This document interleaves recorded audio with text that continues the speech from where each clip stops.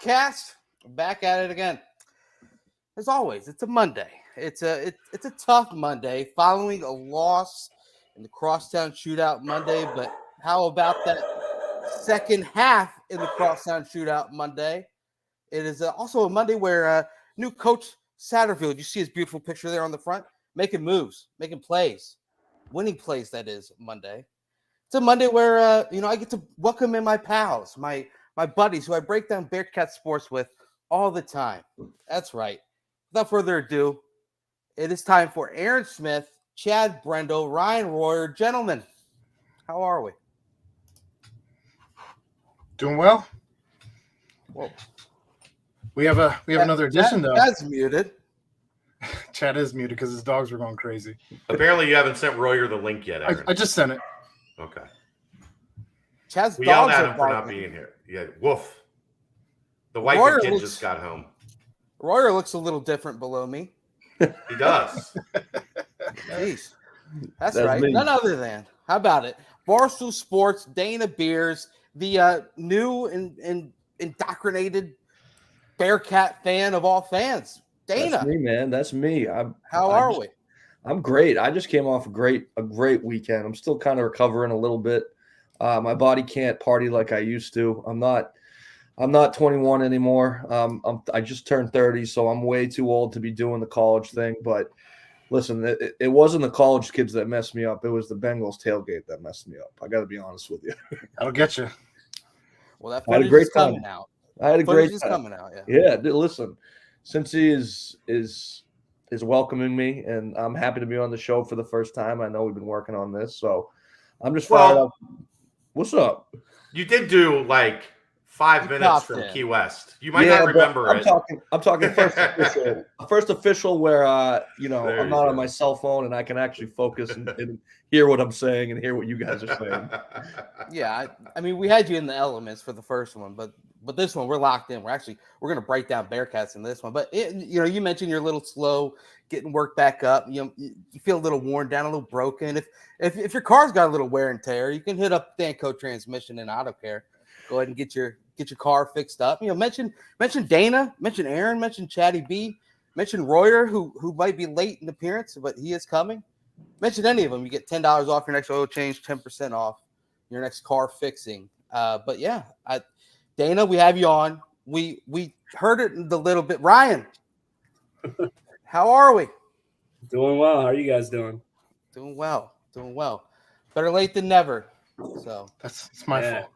It's Aaron's fault. You had to do it with Mr. Beers too. Had to make me look like a jackass first time on the show.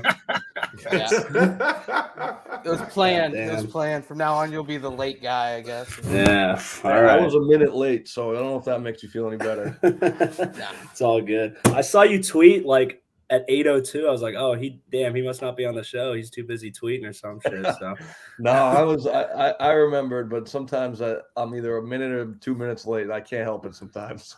It's all right. Late's on time. The beauty of these shows are we can go live whenever the hell we want. So it's all good. That's what I like. That's the best thing. It's when something happens, you just press the record button and you're on. That's how it should be. You're locked absolutely on. Well, Dana, we got to hear a little bit more about it. We all know you're the pride of Hingham High School. We all know you're the double machine. We all know about the Zillion Beers movement, this, that, and the other. And we'll break all those down later. But we want to hear a little bit more about the Cincinnati aspect of things. Let's do it. Your visits, how you were able to even come up with the thought of breaking down a number one fandom situation and how you did choose the Bearcats. So break it down, nuts and bolts from day one. Sure. So I kind of did this the first time I came on, but I was screaming into an iPhone and I didn't really even know what I was saying. So I got my wits now.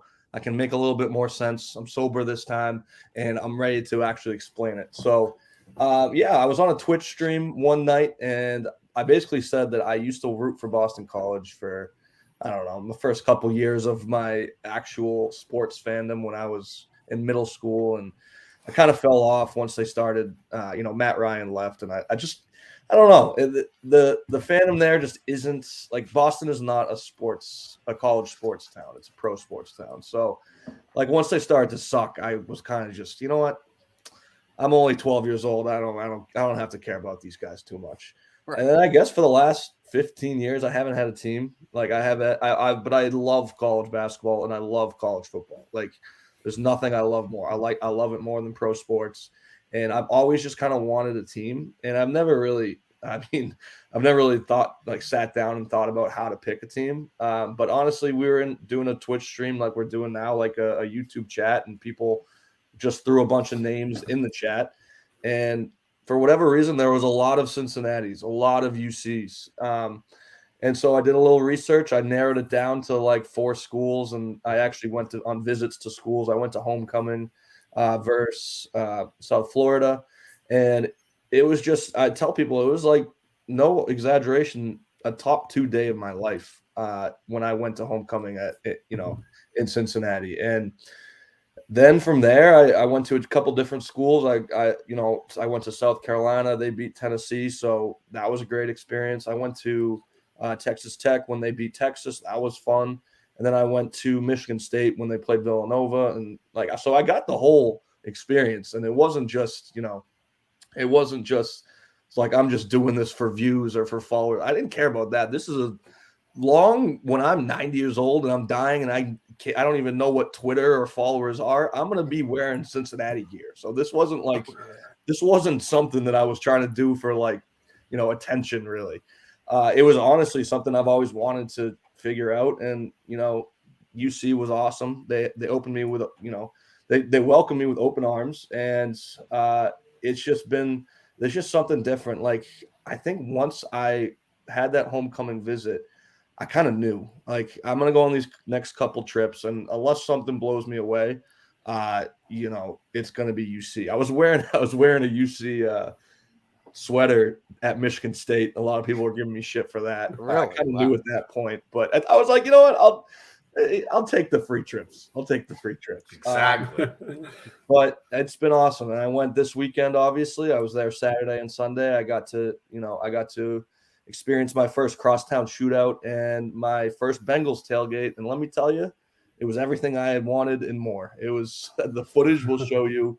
It will tell the story. It was awesome. It was just, the people were very passionate. The Crosstown Shootout was obviously, it was ugly in the first half, but people were going nuts in the stands in the second half. And overall, I just had I would say the homecoming was my second favorite day in my life. I would say that was my third. So I'm loving it. I'm loving all the people of Cincinnati, and I couldn't be happier to be in the family. Thanks for the donation, Richard. We appreciate it. So you were obviously in Nippert for the first, your first trip here, and Ryan actually is Mr. Bearcat, if you didn't know, Dana. So Ryan played on the football team. Mr. Bearcat.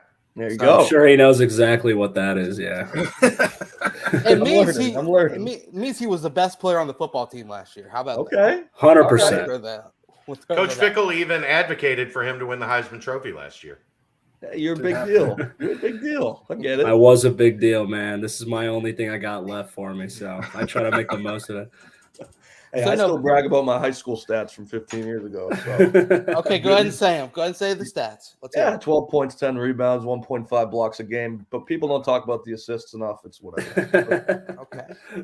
The assists are nice. And that was go ahead and say Hingham High School basketball. Hingham High School, probably the least athletic league in all of Massachusetts. But hey, stats don't lie. I just played my competition. Ball is ball, man. Ball is ball.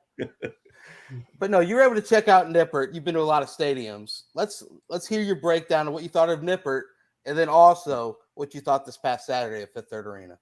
Yeah, Nippert was awesome. So we got tickets, and I think we were at about midfield, 50-yard line, and a couple of rows up. And I think one of the Barstool Viceroys just sent me a text or Instagram DM and was like, "Hey, they want you to fire the cannons when they score a touchdown." I was like, "Me?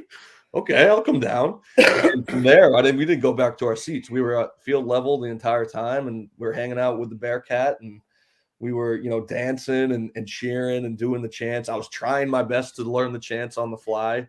I think I got it down now, but it was awesome. Glennie was with me.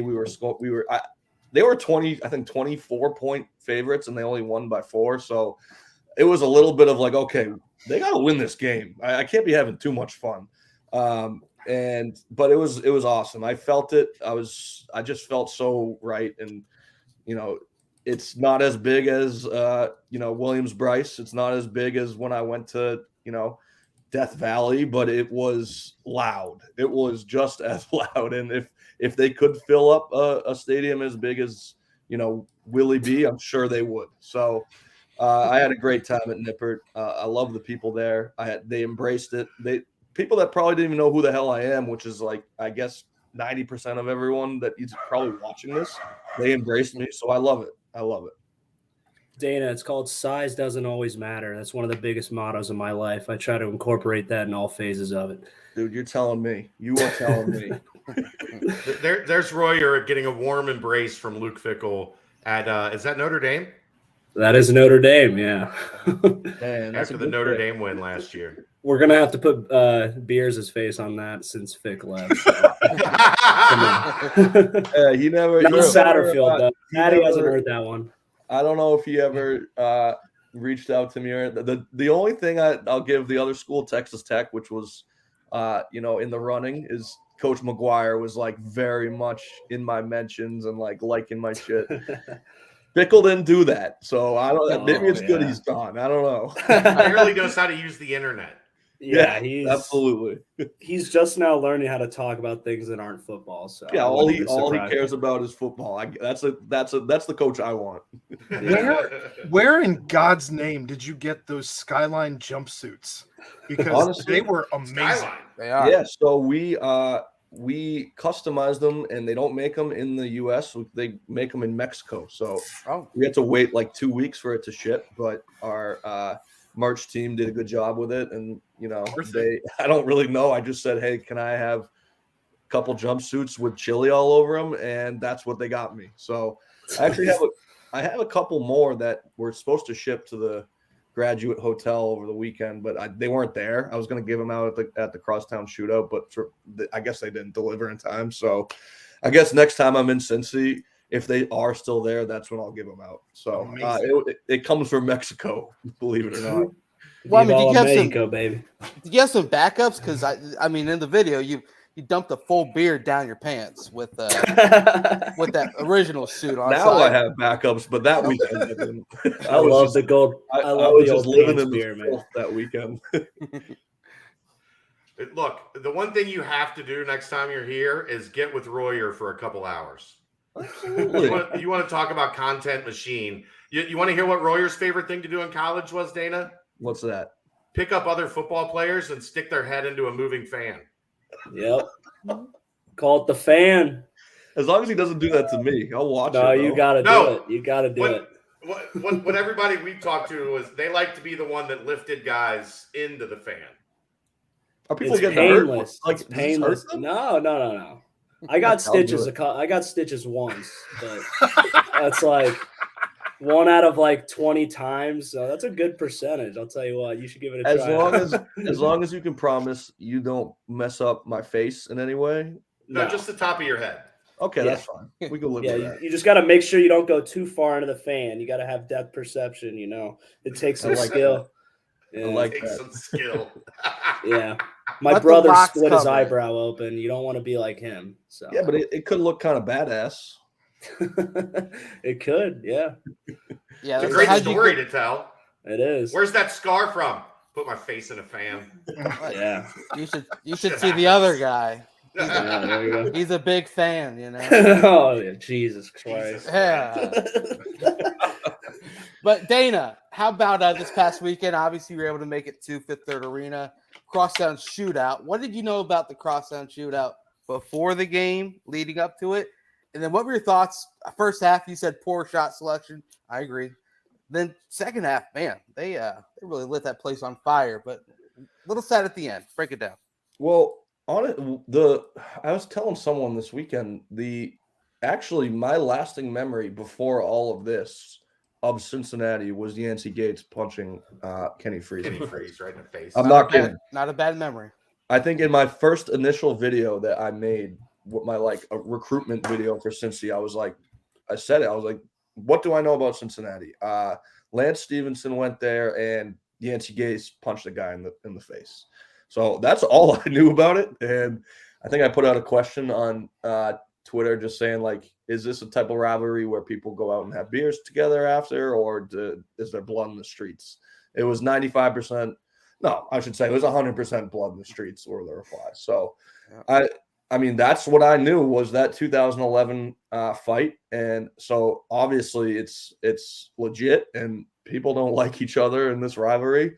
It was nice to see it firsthand, but I didn't see any fights. I saw some people yelling at each other after the game, but it seemed for the most part pretty civil.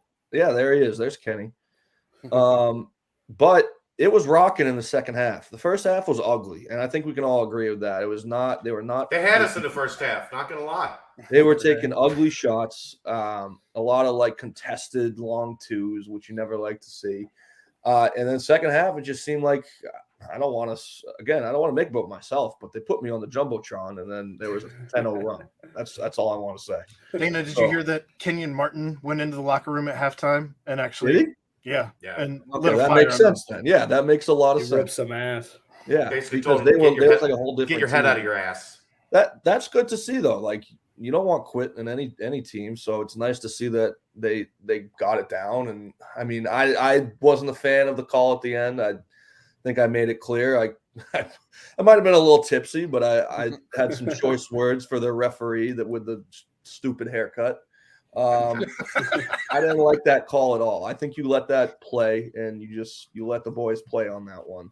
And the whole game, I think he was poorly reffed. I'm not a blame the ref guy. I swear to God, I don't like people that do that. But I mean, since they weren't in a position to win, they put themselves in a bad position anyway, so it wasn't the ref's fault. But it was a poorly reffed game either way. So it was nice to see they had a little bit of fight in them. So. I don't know. I mean, they're a good team. They're a top 25 team for a reason. And I thought since he showed some fight, they weren't supposed to win the game. So, yeah, it was great. Great atmosphere. People were going nuts in that second half, and you love to see the fight. But hopefully by this time next year, with some new recruits rolling in, they'll get the dub. So close to breaking the Dana Beers curse, man. So close. Hey, the Bengals won. That's got to count for something. There we go. You're a Pats fan, though, but yeah, I know. But I didn't get to the tailgate until 10:30. Okay, so that was stupid. I got nothing for that. All right, so I was told that Longworth starts popping around like I don't know 9:30, 10. But then I had people saying they get there at 7 a.m. So I'm like, I don't know who to listen to. There's people on the internet, on Twitter. You don't know who's right and who's wrong at this point in the world. So that's fair. I would say next time, is it safe to say 9 a.m. or earlier? 9 a.m. At least 9. Like 9. Okay. You're safe at 9. Well, by kickoff, I was mixed up. So I don't know. it was quite a scene. That Longworth Hall lot is a wild deal. Did you stop by Bengal Gyms at all? Did anyone tell you about that? So yes, that I wanted to, but we ran out of time because we got there too late. So we went to Longworth for a little bit, which is honestly where we got our best video. There was just some dude had a piss tent, like he had a concussion tent as an NFL team would have, but it's a piss tent and there's just a drain on the ground. And it's like, oh, come in here if you got to take a pee. Don't go in the porta potty and just piss on the ground. I'm like, all right, that's kind of innovative. Cincinnati, Ohio, baby. Yeah, and then pee on the that, ground. we went to Lot B where the what do you call it, the mass. And at that point, it was kickoff. After that, so we didn't have we were going to what's the Bengal Gyms after that, but then I think they were already in the game at that point. That's about right. It's a ruckus setting. So you were able to dive into some culinary parts of Cincinnati. We've already talked about the suit. We need to hear a little bit more about your thoughts on Skyline Chili. I mean, is it up there as good as like Sub Galley's Gold Fever Calzone? How do you know about Sub Galley? Or are we talking? Is this that top an 5 extensive researcher, Dana? When he heard you were coming on, he's probably spent 8 hours today researching Like where you grew up, what your favorite foods were. He's Galley, relentless. Sub Galley Hingham, RIP. It shut down. They didn't need to shut down. I mean, they were making money. They were fine, and they just said, you know what, we're gonna ride off into the sunset. That was my favorite food. But I'll tell you. All right, so I'm kind of disappointed. I couldn't find like a pocket of time on Saturday to go to Skyline because I got there. And then I went to the game. And then after the game, we went to like the SantaCon stuff. And I never got to get it. And I said I want to try it sober because the first time I had it, the lights were not on in this head. So, I mean, to me, it was the greatest thing in the world. But I need to have like a different experience next time where maybe I actually remember it. So I didn't even have it this weekend. Somebody gave me a homemade coney, which I enjoyed. I have heard that the homemade ones usually aren't as good as what they make in the restaurants, which is fair. I had a couple of those at the tailgate, but the first time I had, you can see it in the video. I mean, I looked like I was in heaven. I don't necessarily. The lights were on. Dana was not home. No, I think it tasted great. So I'm excited. I think my plan is if the Bengals host a wild card game, that's when I would come back, and that's when I'll be doing the sober Skyline chili. I wanted to do it this weekend, but I'm not. So we usually have like a trip mom with us, and she does all the logistics. Caitlin, she wasn't here this weekend, so it was up to me, and that's never gonna go well. I can't schedule my life or my, what I'm supposed to do on a Saturday for the life of me. So without her, I was kind of like lost of when to go to Skyline or not. So we just ran out of time. But if the Bengals are in a wild card position or maybe a AFC championship, that's when I would come back and do it. Yeah, I mean, you ended up at a Kohl's stranded. That was dumb. That was stupid. I wanted to wear like a suit for SantaCon, and I looked up and it said Kohl's had them, and I went to. Apparently, this place is not anywhere like near UC or like where people go. Blue Ash, is that a thing? Blue Ash is really fucking far. You went to Blue Ash? I was stranded there. I didn't have a car, and some dude rolls up and he's like, "Hey, I know you. You want to ride to campus?" I'm like, "Yeah." There's no Ubers out here. Oh my god, Blue Ash. That's out by where I work. Yeah, it wasn't a pretty. 20 minutes. I've been to a lot of Kohl's in my life. That one was not a Kohl's. What are some misconceptions people have about Cincinnati that now you can, or what were some things you thought that then when you got here you were like, oh, this place is pretty fucking cool? I want to get this out of the way as well, because I don't think Skyline Chili likes Barstool. I don't think they like Barstool because I think someone made a bad comment about them once and maybe said that they weren't Big Cat and PFT have dumped on them for years. So that's why I don't think they like Barstool, and that means they probably don't like me. But I just want to say, Skyline, if you're listening, I'm nothing but positive towards you guys. I want to clear up the fact that it is good and that it is quality food. Mm-hmm. So Skyline, this is not on me. Don't judge off the history of my peers. Judge off me. I want to be a spokesman for Skyline Chili. So Cincinnati, I didn't know anything about it. I didn't know anything about the culture. I didn't know anything about how big it was. I didn't know anything really outside of the Yancey Gates punch. So I was kind of like, damn, Cincinnati, it seems like a gritty town. And I was right about that. Like I got there, it was 40 degrees, cloudy. I'm like, I like that. That's what I want in a city. So honestly, I still have so much to learn. I really didn't go into this knowing much about Cincy, so I didn't have many preconceived notions towards it. I really just have to do my research at this point because there's a lot I don't know. So I'm excited to get that. Some dude some kid yesterday was spitting facts to me about like how it should have been the next Chicago or something. He's like, we didn't have the railroads for it, or we had the lead and we choked the lead. I was like, that's it actually was.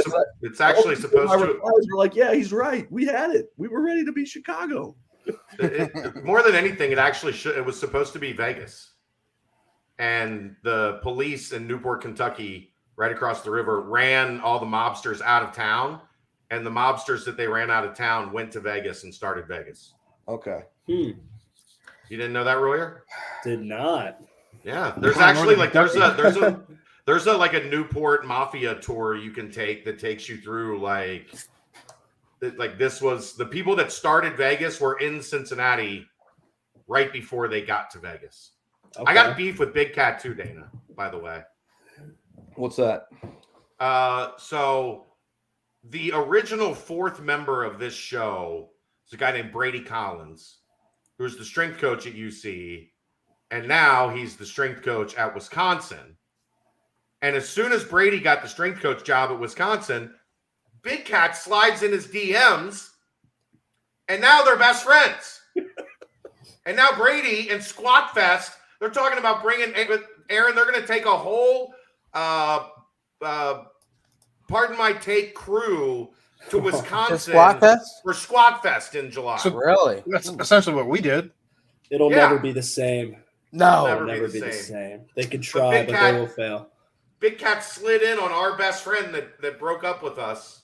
And claimed him as his own. The day that Luke Fickell left for Wisconsin, Big Cat and Brady were new best friends. It's always your boys, man. They like to get close. You got to cut the grass sometimes. See where the snake's at, Chad. Come on. I saw Brady today. I asked him to take the knife out of my back. He showed me all the texts. He's like, "No, me and Big Cat are best friends now." I'm like, I love Big Cat. I love Big Cat so much. When I see him tomorrow, I'll bring that up, and I'll say you can't do that to my boys over in Cincinnati. That's messed up. I'll bring that up to him tomorrow. No, Brady's great for content, so it is actually a match made in heaven. And Squat Fest is unlike anything on the planet. Data beers. Yeah, it's like a rave mixed with it's like a rave mixed with like a Navy SEAL training. It's not something you'd ever expect. There's lights, fog machine, DJs, guys maxing out their squats. They bring out like the bags that the defensive linemen go through. They put the logos of all the teams that UC is going to play the next year. They give everybody boxing or like MMA gloves, and they just beat the shit out of it. There was one year they were trying to jump off from a second story ledge and do atomic elbows onto it. And one of the string coaches is like, "Joel, what the fuck are you doing? Get down!" Yep, that was a good one. Sounds fun to me. Yeah, it translates to football really well. That's why we got all those fucking penalties, man. Yeah, right. All right, bro. We're gonna let you get to watch the Pats. Hey, I saw that if there's any mailbag questions, we're going to commercial, so I probably got 5-10 minutes. Just a couple. There's only a couple here, so they were specifically for you. So the first one, we've already hit on some of these. What made Dana choose UC? What does he think of the curse? We lost close Crosstown again, and does he think less of us now after going to a Bengals game? Okay, the curse thing is interesting. I'm fully scared of the fact that I may have cursed UC. Like that. I said I got the bad. I got the tattoo. I will remove it if that's what people want. If it gets to that point, I'll remove it because I'm in this thing for life. Like I said, I'm in this till death. Okay, yeah. So I'll do whatever. I'm not entering any transfer portals. I'm not bullshitting. Can I swear on here? Yeah. Let it out. I'm here. So I don't want to be a curse. It's a sad sight when Luke Fickell leaves and when Coach Prime gives us all hope and he doesn't come, and then the 32-game win streak is over. I don't want that. That's the last thing I want. I want to be a ray of light and sunshine and flowers and roses. I want to be the positive guy. So Satterfield, if that turns out being a curse, I'm going to feel terrible because the timing of it is not good. It's not good for old Beersy. It's bad timing. So what do I think of the curse? I don't know. I mean, it's just very much it's very coincidental, obviously, but it's kind of funny when you think about it. It's like I got a tattoo, and then 2 days later, Luke Fickell leaves. Right. Dana, just let me assure you, you were not as sad as Ryan Royer on this podcast the past 2 Monday nights. It's down bad. Down bad. That's He's what I down said. bad the past 2 Monday nights. That's what I said in one of my videos. Don't be sad for me. I just recently became a fan. Okay, it would not be, what's the word? It would not be authentic of me to be like pissed off that Luke Fickell left because I just became a fan. Be sad for the people that have been doing this and that have been living this and that have played for Luke Fickell. Don't be sad for me. I'm going to get there eventually, but I'm not there yet.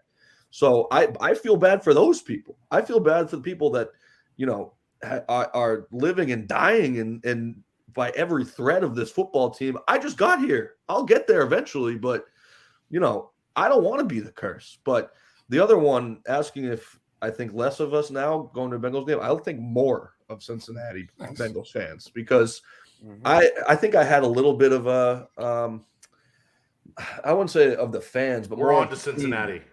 I would say more of the team, the Bengals team, like kind of troublemakers or, they're always getting, bad penalties. That's what I thought during like the Vontaze Burfict days. Right. Now it's Joey Burrow, it's Jamar Chase. It's a different time. So the fans I've never thought negatively of. I think extremely positively after Sunday. It was such a great time. I can't wait for people to see the video because some of the characters I met were just all time, just hilarious without even trying to be, dressed up in crazy outfits.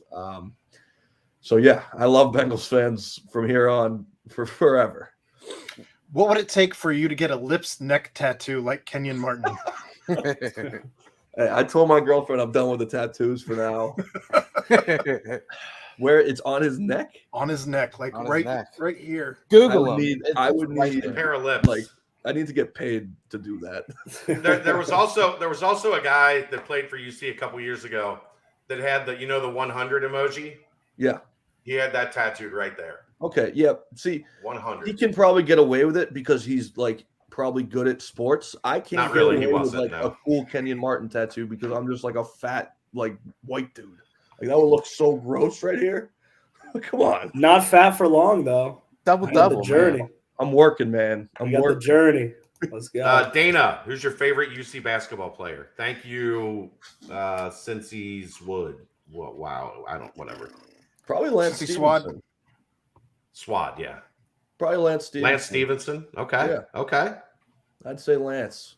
He's the most entertaining in my eyes. I mean, I don't remember watching him at UC, but NBA player over the last 10, 15 years, if I were to think of a UC player, I would say Lance Stevenson, and I love him. So that's my answer. Google Lance's dunk against DePaul. Okay. Teabagged the guy. It was nasty. That's my guy. The last question out of the mailbag was, are you moving to Cincy next? No. I had somebody ask me or not. No, PFT told me I should take classes, graduate classes. Yeah, there you go. Okay. I don't know what I would do with a degree because I think I'm on the Barstool Pirate ship forever. But I would moving there probably not, but I will be there quite often in the next year. Like I would say probably once a month. So not moving because again I have a life here and I got a lot of people that would have to come with me, and I don't think they want to do that because they have families and right. But I can't say no. Who knows? Did you call Prime and say, hey, you get to Cincinnati, I'll get to Cincinnati? Like, dude, let's I do tried. This shit. I've put my recruiting shoes on like never before for Coach Prime. And I mean, he didn't really answer me. So it was a one-way street, but I think he was a little busy. He texted me the other night and, I said, thank you or congrats and all that. He said, thanks. So, I mean, I did my best, but some things you just can't get in the way of. And I think, me and him, we have a great relationship. So maybe someday, but Colorado was his choice and they got a good one. All right. Appreciate you, brother. Thanks for popping in. We will do this whenever you want to talk about Cincinnati, whenever we got something to talk about, we'll have you on and have some fun.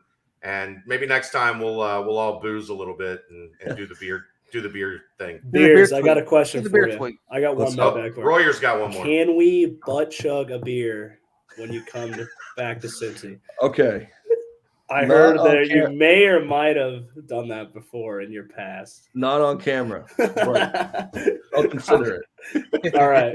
Before or after we put your head in the fan? After. Maybe he'll be unconscious. It's a date. It's a date, baby. It's a date. Anytime you guys want me on, let me know. I'll be there. Appreciate you, brother. Good luck to the Pats tonight. See you guys. All right, thanks, Dana. There you go, Dana Beers. That's fun. Great guy. I think we needed our first one to like get him to loosen up a little. I think that's the thing about Dana that I've kind of gathered from dealing with him, because we've been texting back and forth quite a bit. I was trying to get him west, and would have if they'd have won, but with the loss, coaches don't love talking after losses. Yeah, especially messing around. Yeah. That's goofing off like seconds after the end of the shootout. I was like, nobody wins in that situation. The fans would be all on his ass too. Yeah, we'll get it next time. Yeah. Gosh. So that was good. Yeah. That was good. Yeah, I think his the Danco thing was blocking my new Brian Cook picture. So that's sick. Myself. The baseline knowledge of Dana of the Bearcats is surprisingly decent. I think, can tell he did his homework. Yeah, I think he's serious. He'll slowly catch up to it, but yeah, it is kind of strange how rough the past month has been ever since he's done this whole decision. But yeah, this question has this for you, been Ryan, the worst month? I'm not reading this question out loud, but this question's for you. Oh, Jesus Christ! It can be done. That is I mean, if you can put it in your mouth, you can put it in your ass, I guess. Yeah. There we go, Ryan. Ryan, I actually was at 85. I was at 8,500. Do not quote me on that one. I will. God, I'm gonna get fucking already fired. Quoted. Locked in there. No, not from Bearcat Journal. No, Ryan, I've said some weird things on here before. We all have. So, but no, we actually made one in the 8,500 where it had a little like thing that you would turn and it would just shoot out like a damn cannon. So all right, I know exactly what you're talking.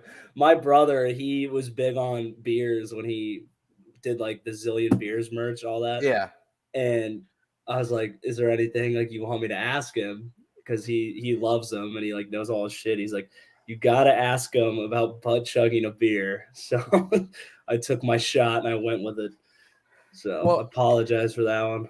Well, that was actually on PMT when they had Deion Sanders on, and Deion was like losing his mind, and Dana was just being Dana on there as well. So it's hilarious. But yeah, it's out there now. So I guess it has to happen. It won't be on camera. I don't know if we'll even talk about it on the pod the next day, but it'll happen. But yeah, without further ado, you mentioned Ryan, one of the worst past months. Or should we timestamp real quick? Can we get a timestamp read in for Dana? Give me just a second. Yeah.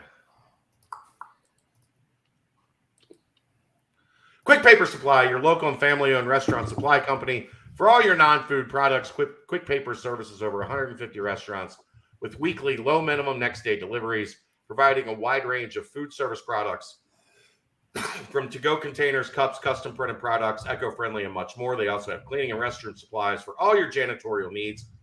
Call Nick at 513-470-2029 and reference Bearcats for 20% off your first month of purchases. There we go. Lock it in.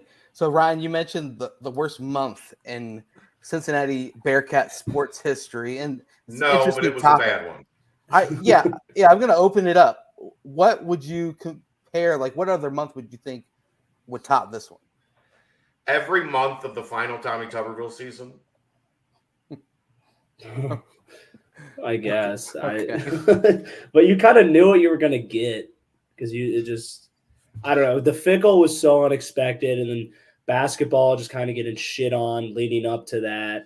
And then the whole hiring process kind of a little underwhelmed with the hiring. March 2018, all because of one day. Yeah. I cried my way all the way home. The Trail of Tears is what I called it. Oh, is that the Nevada? We don't talk. Whoa. Whoa. Is that unspoken? Yeah, that's not to be It's not to be spoken in these game parts. that shall not be mentioned. Yeah, I went to the a trip random, to the Final Four just laid out perfectly ahead. Hey. I went to a random gas station in Kentucky, and there were like 4 random Bearcat fans wallowing around the aisles. It was just like, yep, we are all there in our fields together. But I don't know, Aaron, you've been around Bearcat sports a lot. Do you think this is, I mean, it's up there. It was bad. No doubt it was bad. It was bad. It was 1 week of bad, and I think that we already have turned a corner. We're starting to rebuild a recruiting class.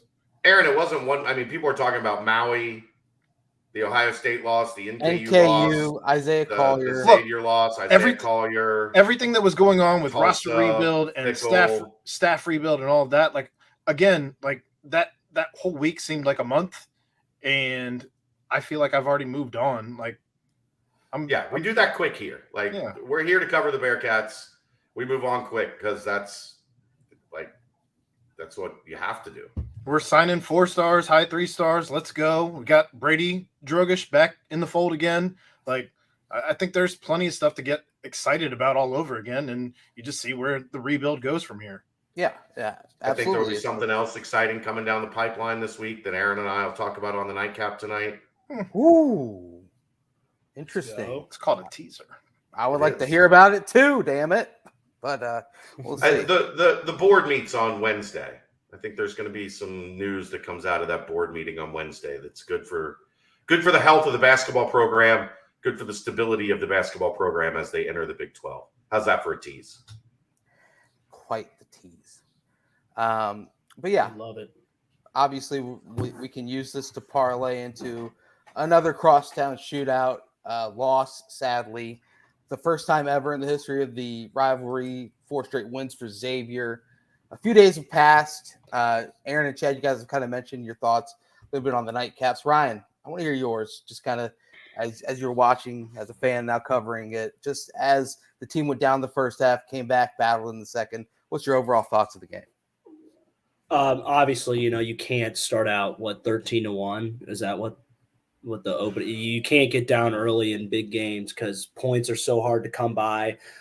Quality shots are going to be hard to come by every opportunity. So getting down early is just, you can't have it. I mean, that's a pretty obvious point, but I just love the way they fought back. I love the way kind of how you could see how Wes has kind of opened this program up back to its roots, back to its traditions. You had all those guys back there for the game, and even like a story like Kenyon Martin going into the locker room and kind of like letting these guys know what this game means and how big this basketball program is, how much it means to the alumni and all the fans in the city, and just watching them come back out having pride and some grit and just playing just like Bearcat style basketball, like hustling, playing good defense, creating good shots.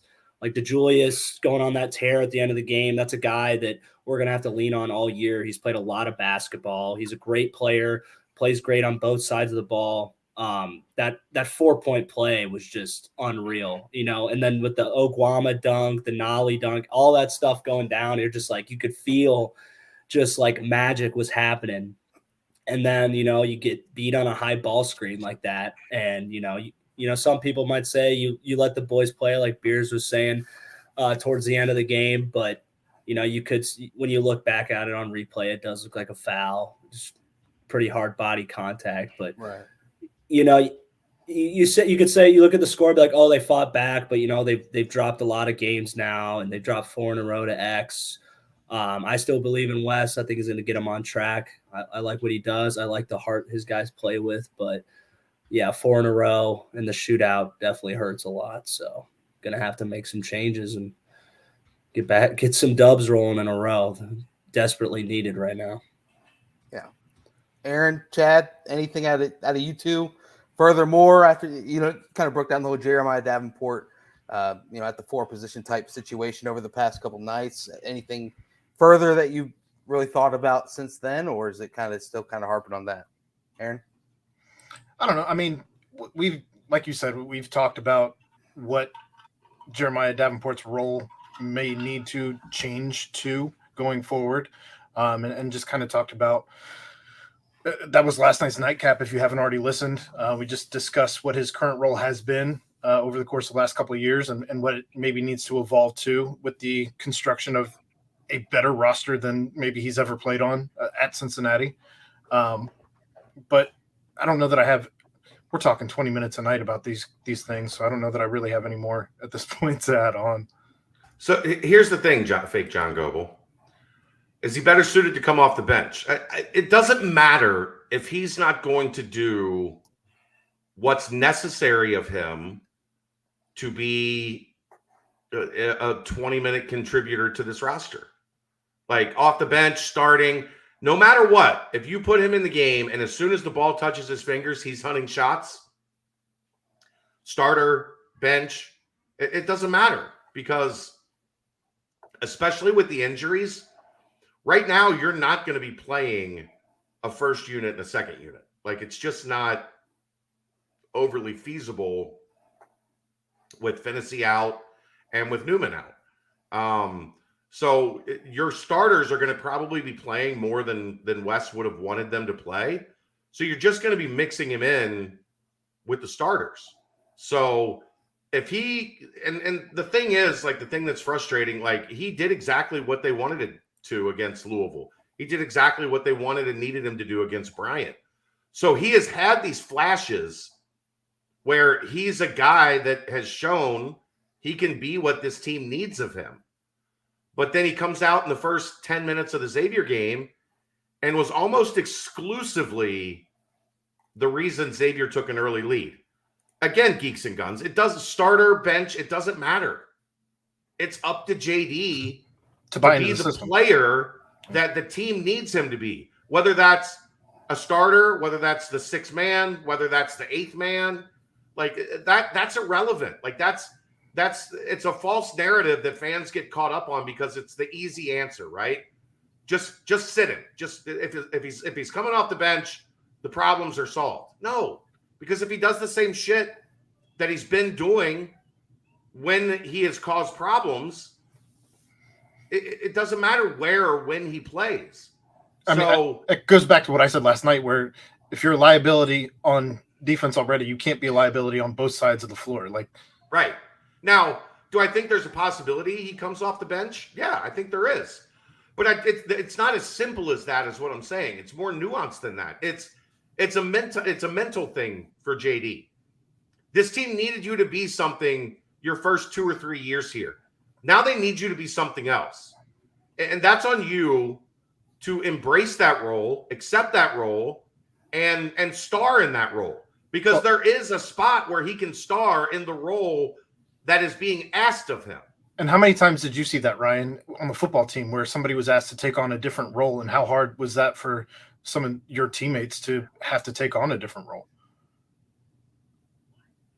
Sorry, I was muted. It is hard, but it comes back to the culture that exists on your team, guys being unselfish, guys being able to adapt, guys being able to step up, and the support from guys around them too is huge.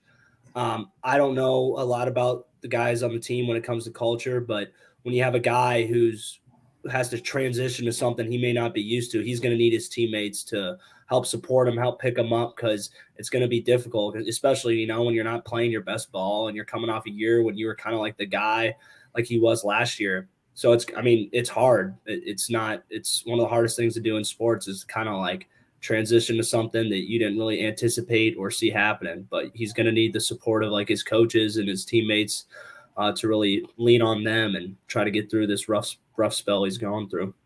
Sab 1, why are you yelling? You don't yell in here. Wes has some grit, man. I mean, just watch the way he coaches, the way he talks. I mean, he kind of had a little Tebow, I promise. I love that. That gave me some goosebumps, just seeing a guy with passion like that. So he means it too. Like that's who that guy is. He means everything he says.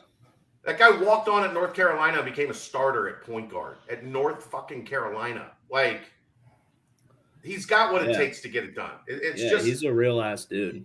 It's not going to be. Everybody thinks like it was some easy fix, and if Wes walked in and he had, Trey Scott and Jaron Cumberland and Keith Williams and that team his first year, we'd be talking about this whole thing a lot differently right now. And Instead, he was dealing with a roster that was fractured, a lot of fences that had to be mended, and a lot of talent that was not fit to be top of the roster talent. How many times did we talk about this last year? He doesn't have any parts. He's got a lot of pieces, but he doesn't have any parts. And you're seeing that become like, look at what Vic is becoming. Look at what in year 2 under Wes Miller, Dave has elevated to. And they're working Landers into that now. And you've seen the talent from Josh Reed and Dan Skillings. Like, it's happening. I know it's not happening at the rate that everybody demands in our microwave society, but it's absolutely happening.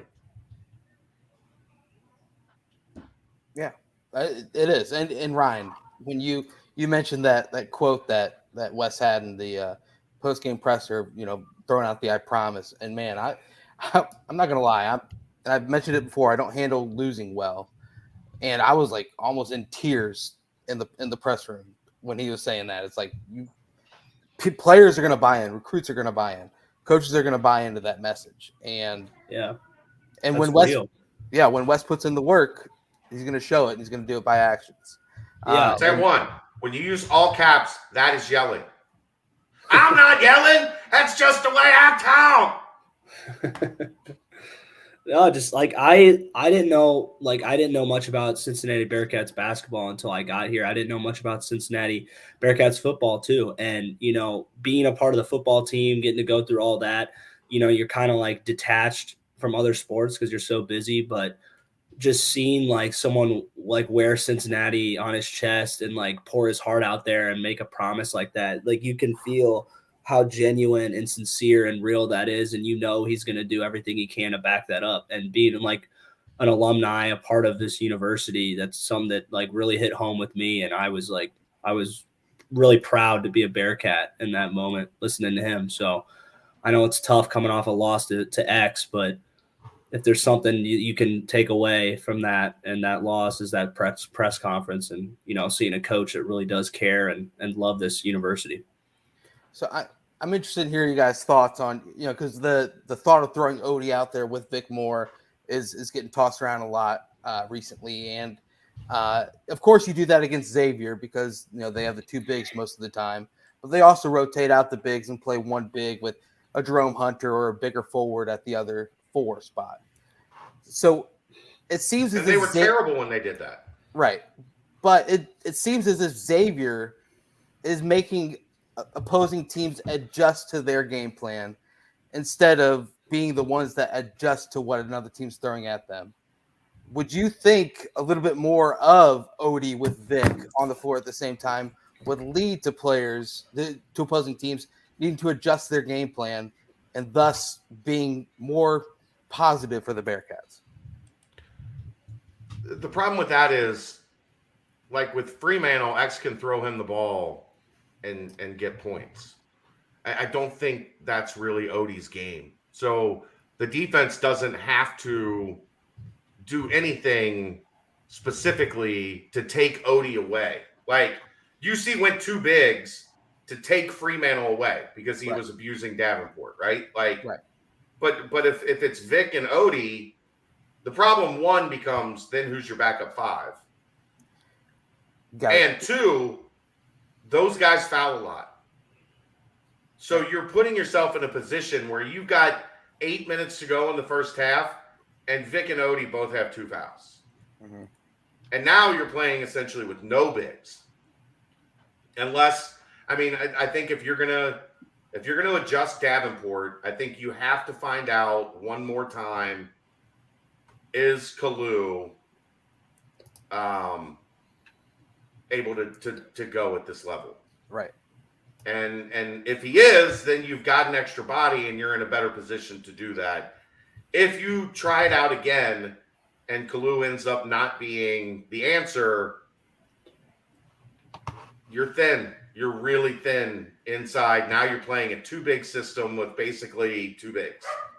Right. And Sage that you hope can get up to speed really fast, but He's a freshman. He's played 5 minutes this season. Yeah.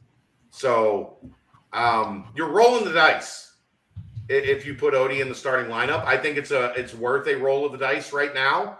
Mm-hmm. But you have to also analyze both sides. What are the pros? What are the cons? I think the cons are significant enough that it's like we have to make sure if we do this, we get it right, because it could cause problems game by game with what we know are the potential negatives, is all I'm saying. Right. I agree. And the good thing is, over the next 3 games, I'm not going to call them pushovers, because as we've seen, most of the games this year have been difficult or at least tougher than expected. But, you've got Miami, then LaSalle, the Detroit Mercy before AAC play starts. So you do have a little bit of time to kind of tinker around a little bit and feel like the right matchups in the right times. This is a game as well, guys. I want to hear, I'm going to go around the circle again. Kind of your favorite moment, because obviously we can touch on the negatives of the first half, but I want to hear what your favorite moment was, because this was a game where if the Bearcats came out on top, there are probably like 4 or 5 moments during the game where it's like, this is going to go down in the history of the rivalry. And I feel like even though they did lose, they still deserve to be touched on. Ryan, and we'll work our way around. I love that Oguama and 1 dunk. I mean, just the way he was hustling and just playing his ass off to just lead right into that play. What was that, to cut it to 3? Was that what that dunk? I don't remember exactly, yeah. But that was just like a role player guy who was playing his role, playing hard, getting boards, playing great D, to then just posterize a guy for an and 1 to kind of capitalize that rally to come back. And like, the place went absolutely bonkers. I was up screaming out of my seat. It was awesome. That's got to be my favorite one. Aaron?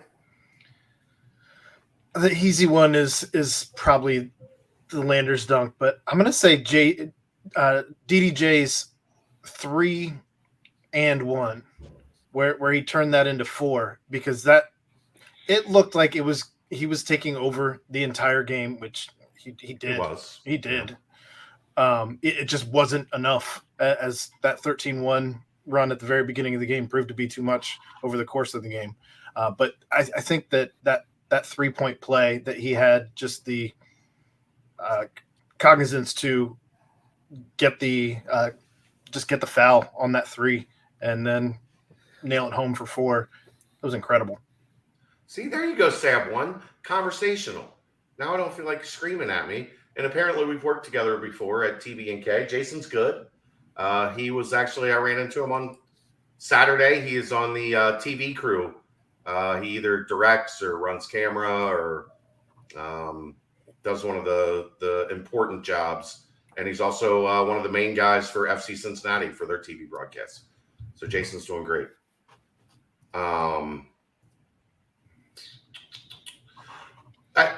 Okay, I've got one. First basket of the second half. Okay. Ball pops, ball moves, ball finds Jeremiah Davenport. Jeremiah Davenport takes a rhythm, wide open 3-pointer.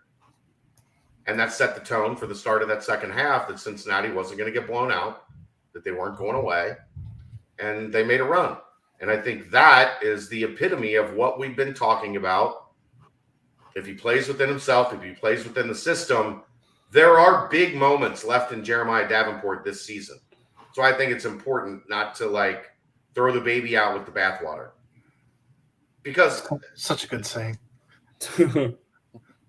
One, it's important that what he does is not coming from a place of selfishness or being an asshole. What he does is coming from a place of, this means a hell of a lot to him. And he's trying to do too much because he wants to be like, have that burden on his shoulders of, I'm here to get this team back to where it was on my watch. Right. And I think he wears that crown too heavily. And he gets in situations like Ohio State and Xavier and kind of blacks out. I don't know if this is the right word to use, but like all he sees is my team needs me. I can score. I'm going to do what I have to do to help my team. Right. He doesn't do it I honestly believe he doesn't do it from a place of selfishness. I honestly believe he does it from a place of doing everything he can to get this team to wins.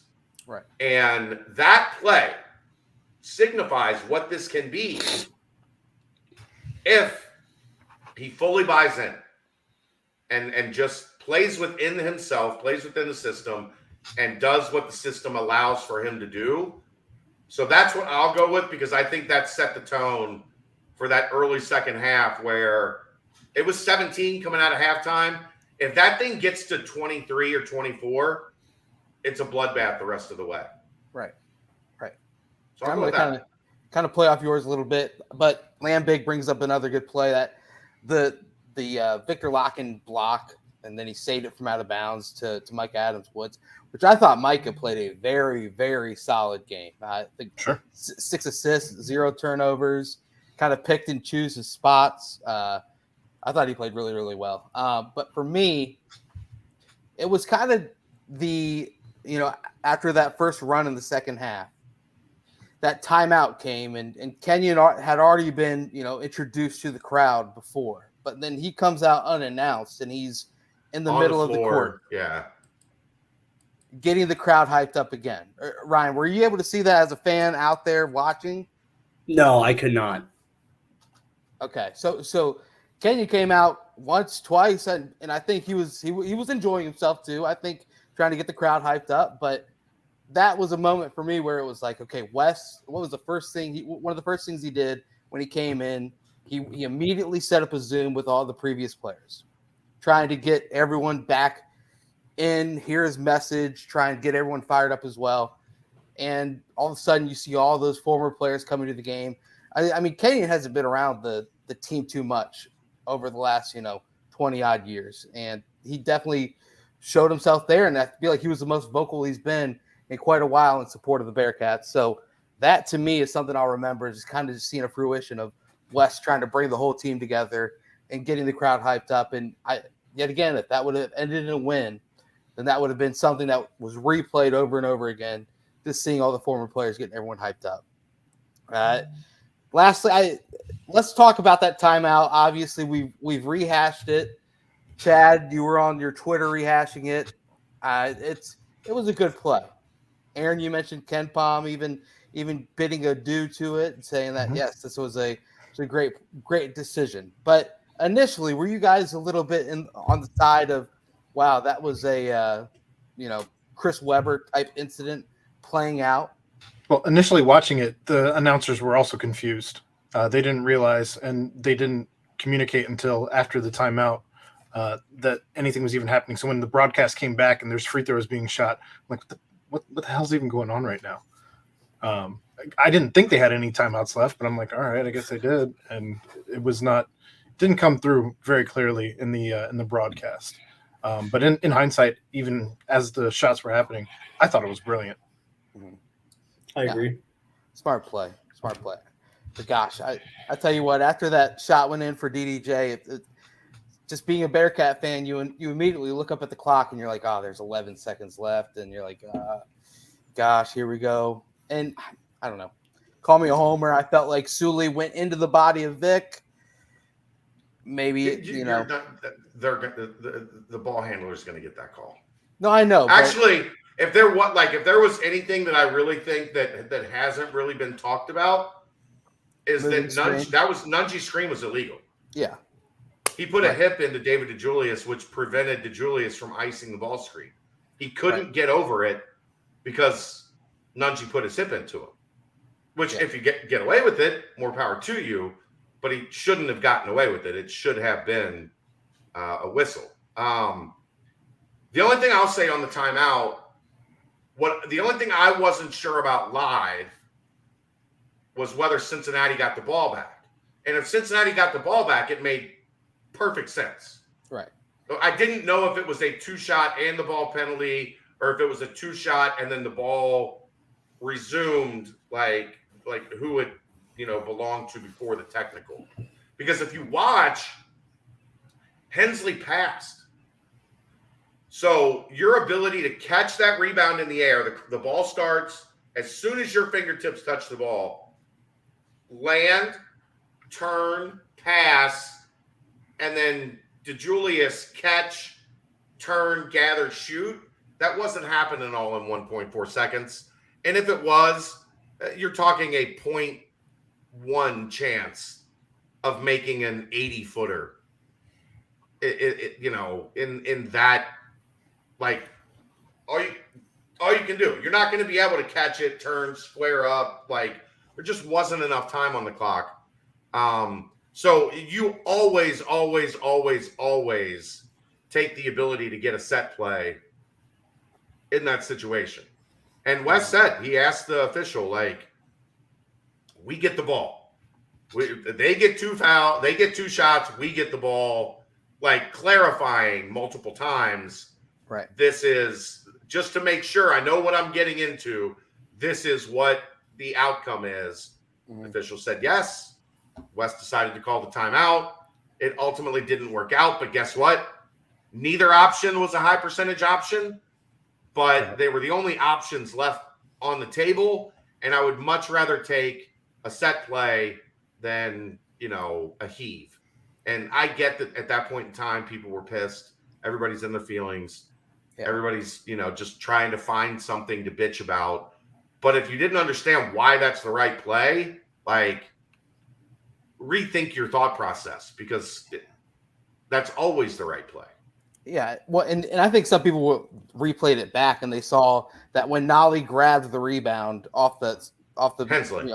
It was Nolly off the purposefully missed shot, and he turned and passed, like that was like a perfect situation where DDJ had it with 0.7 seconds left, which like is not going to happen a lot. It's a lot of the times it'll be kind of an awkward rebound or a little bit more difficult to make. But Wes had it predetermined that he was going to call a timeout no matter what. But Dave wouldn't have had time to catch, gather, turn, and shoot a clean shot. Right. Yeah, I think it was Colby Jones was coming over to defend it too. So yeah, it was the right call. There's no doubting that. But man, there's a lot of what ifs still in this one. But as mentioned, there's a lot of time to really get things rolling in the right direction. 3 straight games before conference play starts off, starting with the Fighting Travis Steels on Wednesday, the Miami Redhawks. So, hopefully they're able to build on the second half that was against Xavier. Sadly, another loss, but, Wes is fired up to win some of these games, and I think he will in the near future. Cannot lose to another local team, for God's sake. No. I mean, if they lose to the Redhawks, man, I'm going to be in a pretty dark place. Miami is not good this year. Anything else on the Crosstown Shootout, guys? Obviously, it was a tough one. No, I'm good. Pain. Needed to have UConn. We needed to have UConn clocks. You can get 4 dribbles and a shot off in 1.4 with UConn clocks. Oh no, wrong, Keith. Keith. 0.08. Yeah, they have 0.08 to do that. So we probably could have gone length of the court and dunked with UConn clocks. But anyway, that is what it is. Hopefully, bounce back on Wednesday, and then LaSalle this weekend. Chad, have you floated anything around with them pushing back that start time, or is that set in stone? Seems like it's set in stone, but God, I wish they would. I mean, that's just horrible. I don't know. Whatever. That's because 11 o'clock, it is the Fenway Bowl. Let's timestamp that Crosstown Shootout talk real quick. Yep. Timestamp, y'all. Quick Paper Supply provides mostly disposable restaurant supplies, products like to-go containers, cups, pizza boxes, to-go bags, can liners, napkins. They've been open since 2009, one of the largest minority-owned companies in the city. And just for Tonk, eco-friendly, not eco-friendly, eco-friendly products. They have cleaning and restroom supplies for all your janitorial needs as well. Call Nick, 513-470-2029. Reference Bearcats for 20% off your first month of purchases. Eco-friendly would be pretty cool, though, right? Yeah, I'd love eco-friendly. Soundproofed, just everywhere. Just Yeah. ask them if they can make us a funnel for the crazy night with BCJ with Dana Beers. That'd be fun. That'd be fun.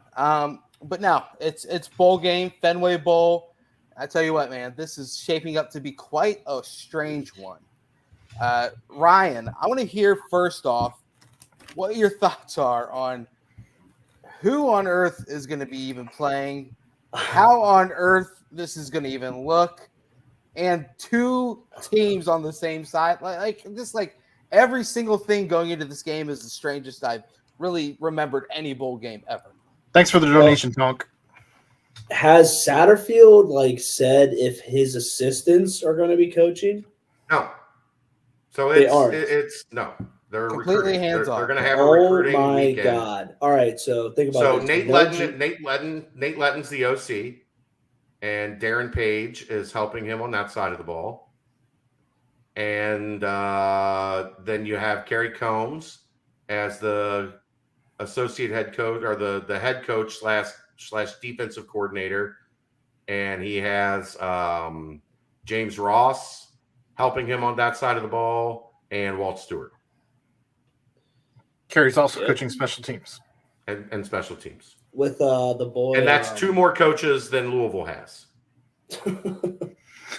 This is gonna be insane. Do you guys ever hear the stories about when Brian Kelly left and they had student assistants on the headsets, just Droopy was calling plays, Ryan. Rick Flick was telling me he was on the damn headset. Yeah.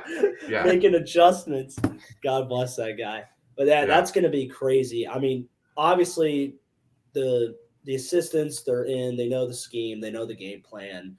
When it comes to maybe in-game adjustments, in-game coaching for certain position groups, that is going to be that's going to be crazy. There's not going to be a lot of that going on. So it's going to be a lot of just go play ball and, we'll do our best. We're going to try to give you guys the right plays, but go out there and just play, baby.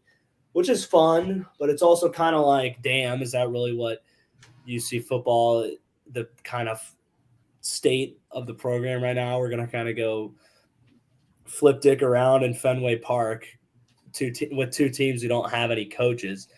But, I mean, the guys – the practices have been good, Ryan. I've been to two practices. They've been good. The defense is mostly intact. A little thin at corner with – Jaquan gone, and then you lose JQ as a backup. So, but they have Arquan, they have Taj, they have Sammy, JQ, yeah.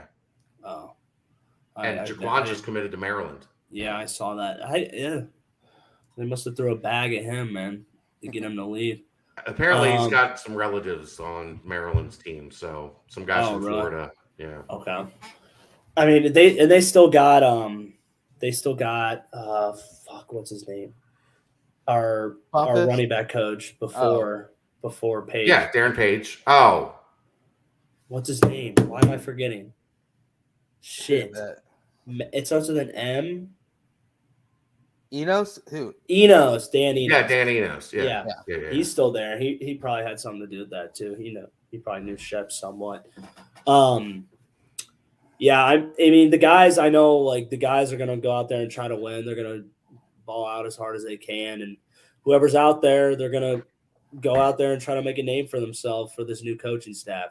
That's got to be the mindset. It's that we want to protect us, we want to protect our name and our ability. That you got a new coach coming in, you're trying to promote yourself, promote your game, and just go out there and make plays. Should be a good matchup. Should be a cool place to play in. The guys are excited. They're excited to be in Boston. They're looking forward to having a good time. I think Kerry said they get batting practice at Fenway. Oh, that's sick. I'm sure there's a couple guys might be able to hit one out. That'll be exciting. I'd have to. I'm sure I'm gonna get the damn phone call from Bert or Will Adams, just giving me the whole rundown on it. So I'll be sure to let you guys know. Howard Gillison will for sure hit one out. I was leaving that up to talk about it next. Okay. Ivan, first-team All-American, only one season as a Bearcat. What's his legacy here? Unfortunately, I think part of it is what could have been. That kid wanted to be a Bearcat from day one. They just didn't think because of they wanted to get away from the size constraints that I think they felt with Perry and then Jarrell, even though those two guys were incredible Bearcats. And I think at the First college team level, conference. Yeah, at the college level, man, it's not like you're not the NFL. You can get away with it. 6'4". Yeah, if you're instinctive and you play fast, like Ivan does, like I think about what a legend he could have been if he spent all 4 years here. He was a third-team All-American at Miami of Ohio. Mm-hmm. Like, I would just be curious to see how things would have played out, though, with B. Wright, with just. Do you think you could have kept him off the field? Because the guess plan coming into this year was he wasn't going to be a starter. Does Darian Beavers transfer at that point? Yeah. No, I think he plays a different spot. Like you can play. Unfortunately, it probably would have impacted Joel more than anybody. Yeah. It would just be crazy to kind of. Yeah, I know. It'd just be crazy to think about what the rotation would have been. And you could have been more 1A, 1B. Yeah. At that point how early Ivan would have kind of stepped on the scene. I'd been curious to see how ready he was to make plays early in his career. I know he made plays at Miami and stuff, but he was playing kind of a different spot. Yeah, it was like that rush. Yeah.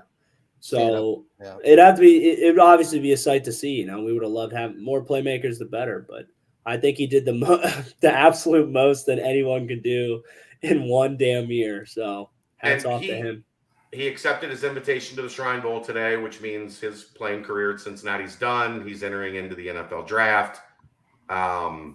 Is that what happens in officially? If you play in a postseason game, you're gone. There's no. It's unfortunately, which is dumber than shit. It's not like the NBA where you can declare, assess your value, and then come back. In college, you're gone the instant you agree to one of those bowls. The instant you say you're gone, there's no turning back the clock, which I think is a flaw in the system.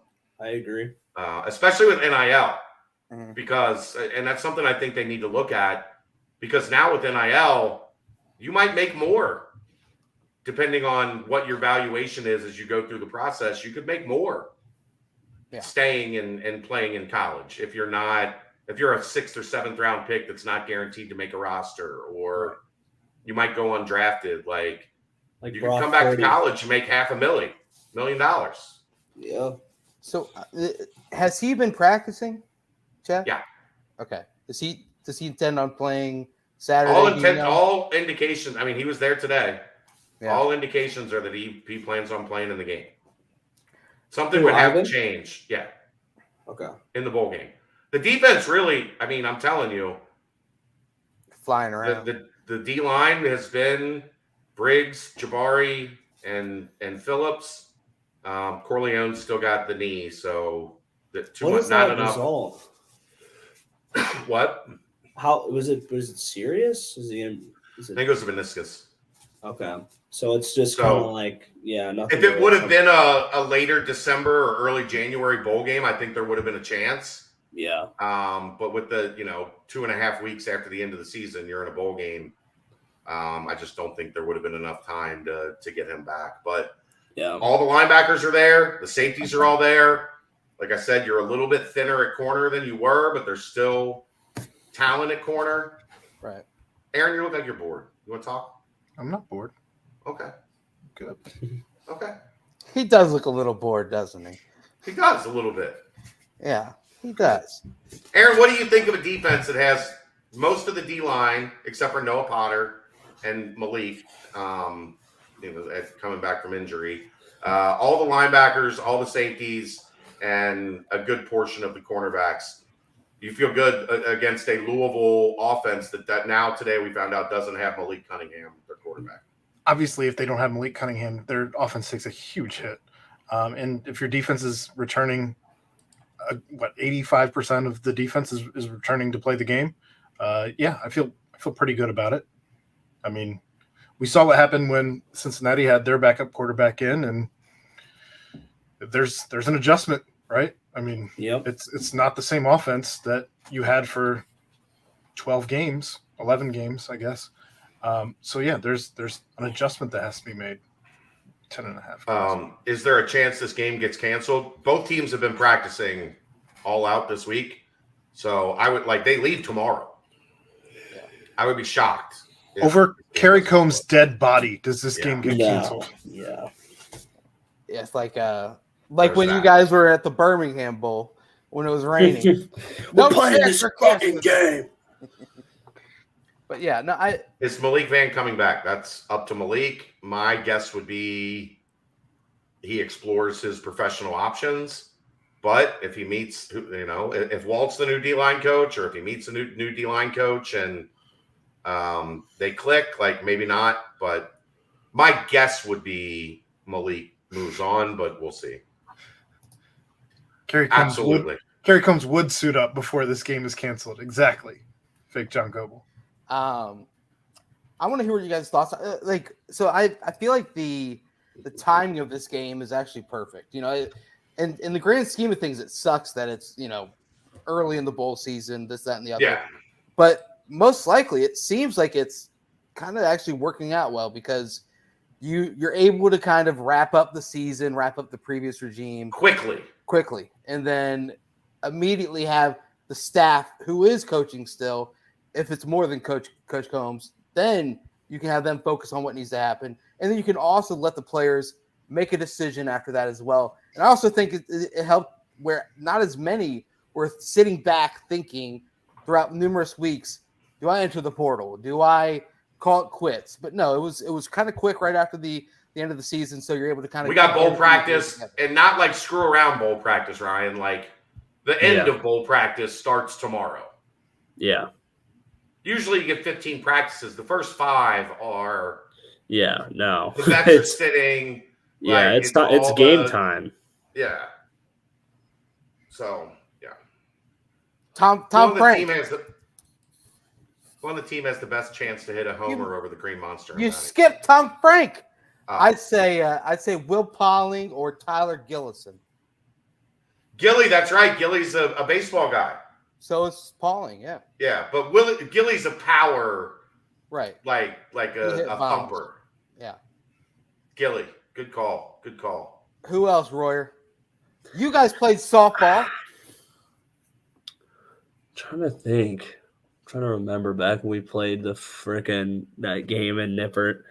Yeah. Out of the linebackers, there's not anyone I think that can hit. That's for sure. I don't think any of the D-line. I don't think there's anyone that. You don't think Gilly can hit one? Bert might be able to. Bryce played baseball in high school. He was actually pretty good from what he says. So Gillison was a guy that was talking about walking, trying to play baseball when he got here. Yeah, I don't know him. You didn't play with him, yeah. Yeah, I don't know much about him. But, I mean, if you thought about walking on, you could probably hit the ball 330 feet. Can you get it up, though? That's what you got to do with the monster. Mm-hmm. Hey, Ryan, you never actually, short porch, right? Yankee Stadium. Porch. Ryan, you never gave your public thoughts on Burton's tweet announcing he was coming back. I put my tweet out there saying the program is in good hands, pun intended, literally. Oh, had to go into my Brent bag of tricks there. I like that. One time only. I like that. No, that's good. I mean, let's just say that it's kind of like if Desmond Ridder would have came back for his 6th year. It's pretty equivalent. It's a good point. But just having that kind of foundation, that rock back, holding that football, we're going to be in good shape, and hopefully Satterfield recognizes that. I'm sure Bryce told you what happened Thursday, didn't he? When he went 0 for 3. No, Thursday he hit the walk-off. Oh, yeah. Practice. Well, he told me, was it the day before when he went 0 for 3 on field goals or something? Yeah. He went 1 for 3 today. It wasn't. He was wide left a couple times. He called me. He's like, God, Roy, I don't know why. I just can't make any effing field goals. He's like, but my kickoffs are good. In 2 years. He's like, I'll tell you what, my kickoffs are damn good. So I'm excited for him getting the tee off. Hopefully, opening kick's going to be from the boy, number 39, teeing off. So I'm looking forward to that. Excited for him. And we'll all do that like the Leonardo DiCaprio meme. Whoa! But yeah, it'll be an interesting game. And I don't even know if I'm going to write a preview for the game because it's like who's even playing? What's Briggs off going the team. on? Briggs off some rumors that Huber might be playing tight end. Ooh.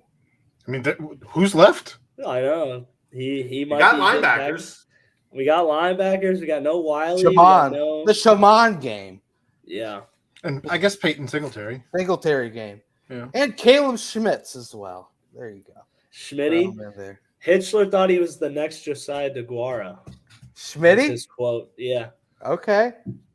He's actually, I thought over the course of the year, he started to come on. Like you started to see him running with the twos in practice and making some plays and looking like a pass catching option. You know, he's definitely not an inline guy. But you started to see him at least develop a little bit. Yeah. Cam back to tight end? That. No.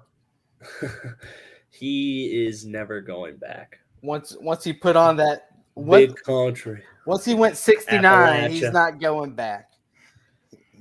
That is out of the Appalachia. Put on that jersey. He was always a big human.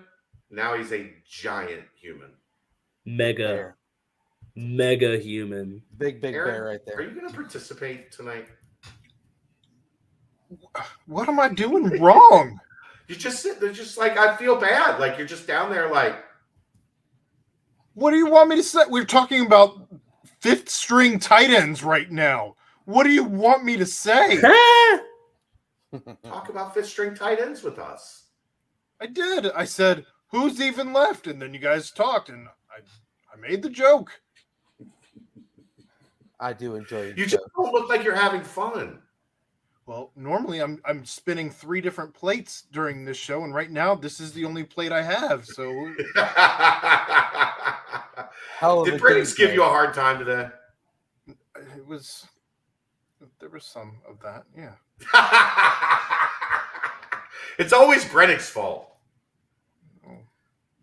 FWIW. I had a rough day as well, Aaron. So we'll be good. We'll make it through I had a together. decent day. We went to practice this morning. We talked to Carrie. We talked to Prater. Came home, did some stuff around here, and went to dinner with the family. It was my cousin's 39th birthday.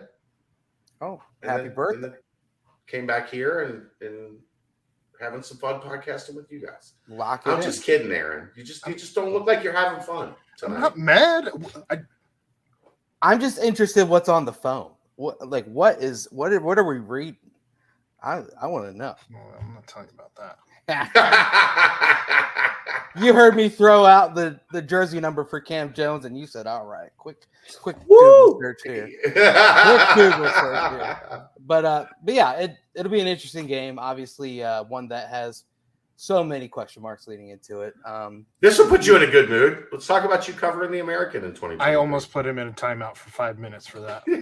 Oh yeah, I'm excited to see that actually. Has Coach sat toward higher ground yet? Brian, he's been here a week, man. Recruiting his ass off. Yeah, let's relax. He'll get a chance to get out to higher ground. It's just not going to be until signing day is over and the transfer portal is situated and he has some kind of understanding of what his roster is going to look like. But it'll happen. It always happens, and they're always skeptical until they get out there, and then they get out there and they love it. And then they're going to invite Royer back, and he's going to raise the roof, and there's going to be wrestling. Yes. Satterfield, listen to me. I could do this crazy. Grab Satterfield by the neck. You don't know what you're fucking doing here. Come on, guys. You're going to suplex him? Yeah. So you're gonna put all these freshmen in the Ryan, if you know what's good for you. Ryan. What? He doesn't cuss. Oh, Sadie? He doesn't cuss. Oh my goodness. He really is all shucks. And he doesn't. Fickle would we would keep track, during his meetings, we'd have a couple guys tally the F words, and it was just absurd. Like it was like unreal the rate. I know a couple people from down there that have said that from Louisville that have said they have cussed around him and it did not, like they've dropped an F-bomb around him and he looked at You didn't like it? like stared a hole through him. Oh, Chad. Jeez. Be careful, brother. What is he? Is he like? I'm in fucking trouble. Is he like a big like religious guy? Is that his? I don't know. It's that. I raised kind of North Carolina in the South in like a small town. Yes, sir. No, sir. Yes, ma'am. No, ma'am. Type guy. No I just don't F. think like no F. No F, S, D, G, D. I mean, I'm sure there might be some smaller stuff, but like the big stuff he doesn't do. We'll keep the Dana Beers PG rated when we do get around the grouping with Coach Sat. How about that? Yeah. Little PG. I'll keep can't my trust a coach that doesn't cuss. Tom Frank said. Tom Roy Frank. Williams didn't cuss. I want conviction. I wanted. That's the one thing that I was telling. I was like, when just watching his stuff. I don't know that much about him. I've heard him talk just a couple times. I just want a little more conviction out of him. And you know, sometimes when you hear a guy throw that F word around, it makes you perk up a little bit in your chair. He kind of did conviction. That's because that's our language. That's the language we speak, sir. By the way, I liked his speech at the game. The game. I was like, all right, like there we go. I needed some of that. Give me some of that, Coach Saddy. Come on. He touched on what the crowd wanted to hear. He did. The crowd liked him. He played the hits. Yeah. He did well. But no, I agree. The F word is probably the best word in the English dictionary, like, hands down. But if there was one word, I'd like maybe or the, but like it's something like that. I say more than fuck, but it's in my top 5 for sure. Sure, it's in the top 5 of words I say. Aaron can attribute to that. I speak one way on the podcast, but outside of the podcast, let's have a couple of drinks. Let's have a couple of drinks together. We'll see where it leads. But anyway, it's gonna be a weird game. Hold on, this is important. Brian said being from North Carolina doesn't stop Wes from saying shit on WLW. I was talking with Wes about Satterfield and them being from North Carolina, and Wes explained to me I'm from City, North Carolina, and he's from Country, North Carolina, and those are two entirely different worlds, apparently. I can't attest to that. I don't have much North Carolina in my background other than I love Asheville and Biscuit Head's my favorite breakfast place on the planet. But other than those two things, I don't know a ton about North Carolina. But there is apparently a big difference between City, North Carolina and Country, North Carolina. City boy. But he did pronounce X as Xavier. Xavier. That was good. That was really good. And he didn't. I didn't even have to tell him to do it, like I might have done last year before the Crosstown Shootout. I wonder if somebody slipped him that though. Well, I'm telling you, I slipped it to the other guy last year before the shootout. What can I say that'll piss him off? Call him Xavier. He's like, oh, that'll work. Okay, I'll do it. There you go. God bless him. Yeah, this game this weekend will be weird. But you know what? You thought it would be weird when Fick left. Now both sides are equal, so that makes it. Cincinnati has stabilized a lot. I'm telling you, Cincinnati stabilized a lot more than Louisville. Right, like, right. Louisville but I'm just saying. Now it's just like yeah, pretty much even. Play. You're playing a team that's in the exact same situation as you. Is Brom coaching? No.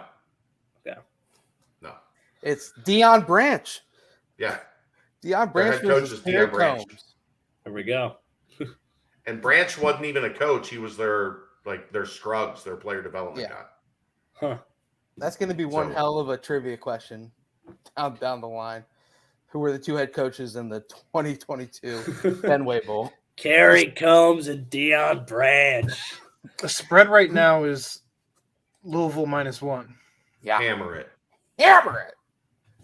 for the Bearcats.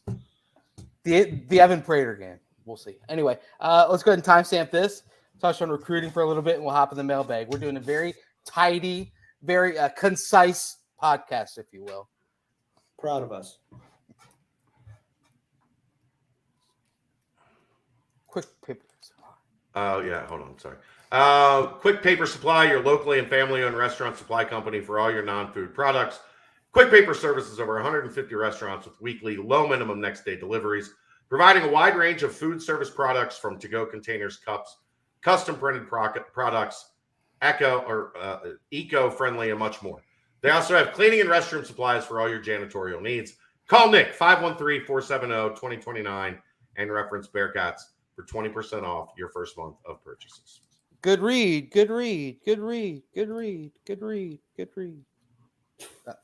That was an echo. Anyway. God, dude. You brought the dad jokes today. I just can't, man. It's just stupid. Football recruiting. There have been a couple. Why? Can you hit him? There have been some big news coming out. Obviously, there were 2 official visit weekends in the same weekend, if you will.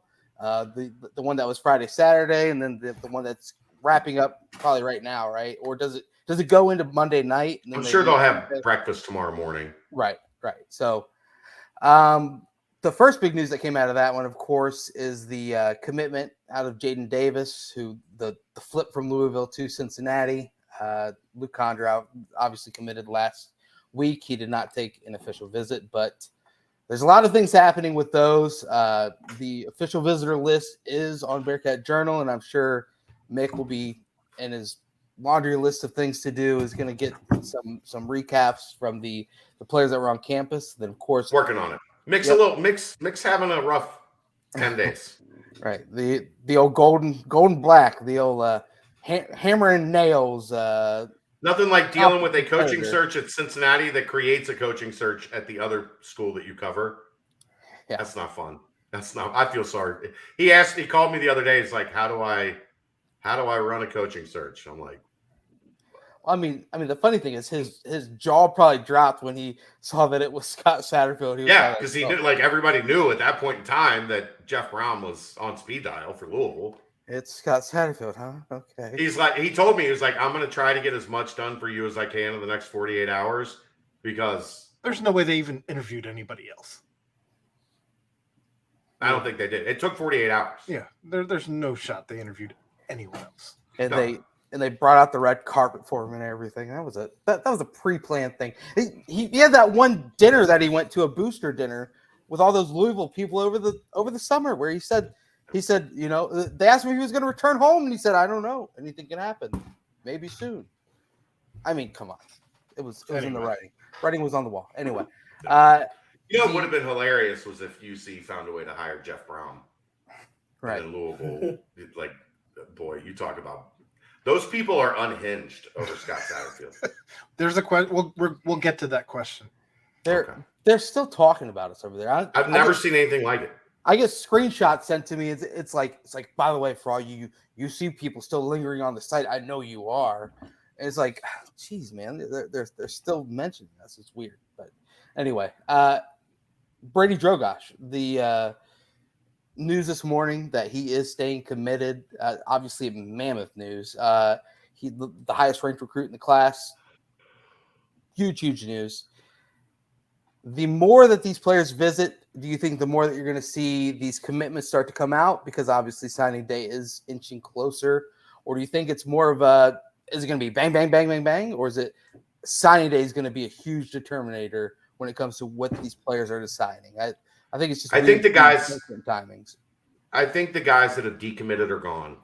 Like haven't gotten a sense yet that any of the decommits are coming back in the fold.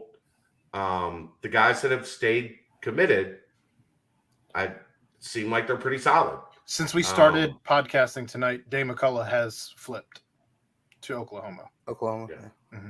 Which, as we talked about, Dave McCullough was not a surprise. Qualify. So not a surprise. That was coming. The only one that still I think there's a lot of work to be done on is Kamari Burns, who goes to Penn State this weekend. I think they obviously really like to have him in this class because that kid appears to be a difference maker on the defensive line. The other guys, Trevor Carter couldn't make it because of family situation, and Manny Covey couldn't make it, but they like Manny and Trevor, I think, are expected to get here next weekend or this coming weekend. Mm-hmm. So we'll see on those. Signing day is a week from Wednesday. Right. So we're almost there.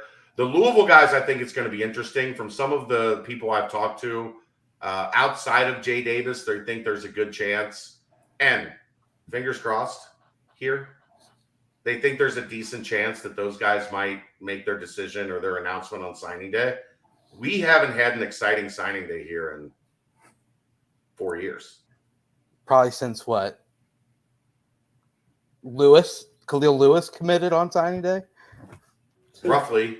Like, this has been locked up by signing day for years, where it's just like signing day 10 years ago was like all hands on deck, 7 o'clock in the morning, grind your ass off, working for like 10 hours that day. And now it's been like, hey, Dave, just while you're doing your regular job, just make sure you're tweeting out like when things are official. Like, it's been incredibly boring. Snowden is at least a maybe. At least a maybe. Tom Frank, my top 3 signing day wish list. Let's get through what might be here this weekend. See if anything else changes. I'll answer next Monday as we get a little closer to signing day. I don't want to pin myself in there, and then next week I have a different answer. Yeah. So, did Snowden get deported? He might be in Canada. I don't know. I think he's American, so I think he should be fine. I think he's okay. Obviously, Dorian Jones is a linebacker from Louisville that recently entered the portal. Is the portal? When does that close, or is there? So it closes January 18th. Right. But that's only for entrance. Okay. You can exit the portal whenever.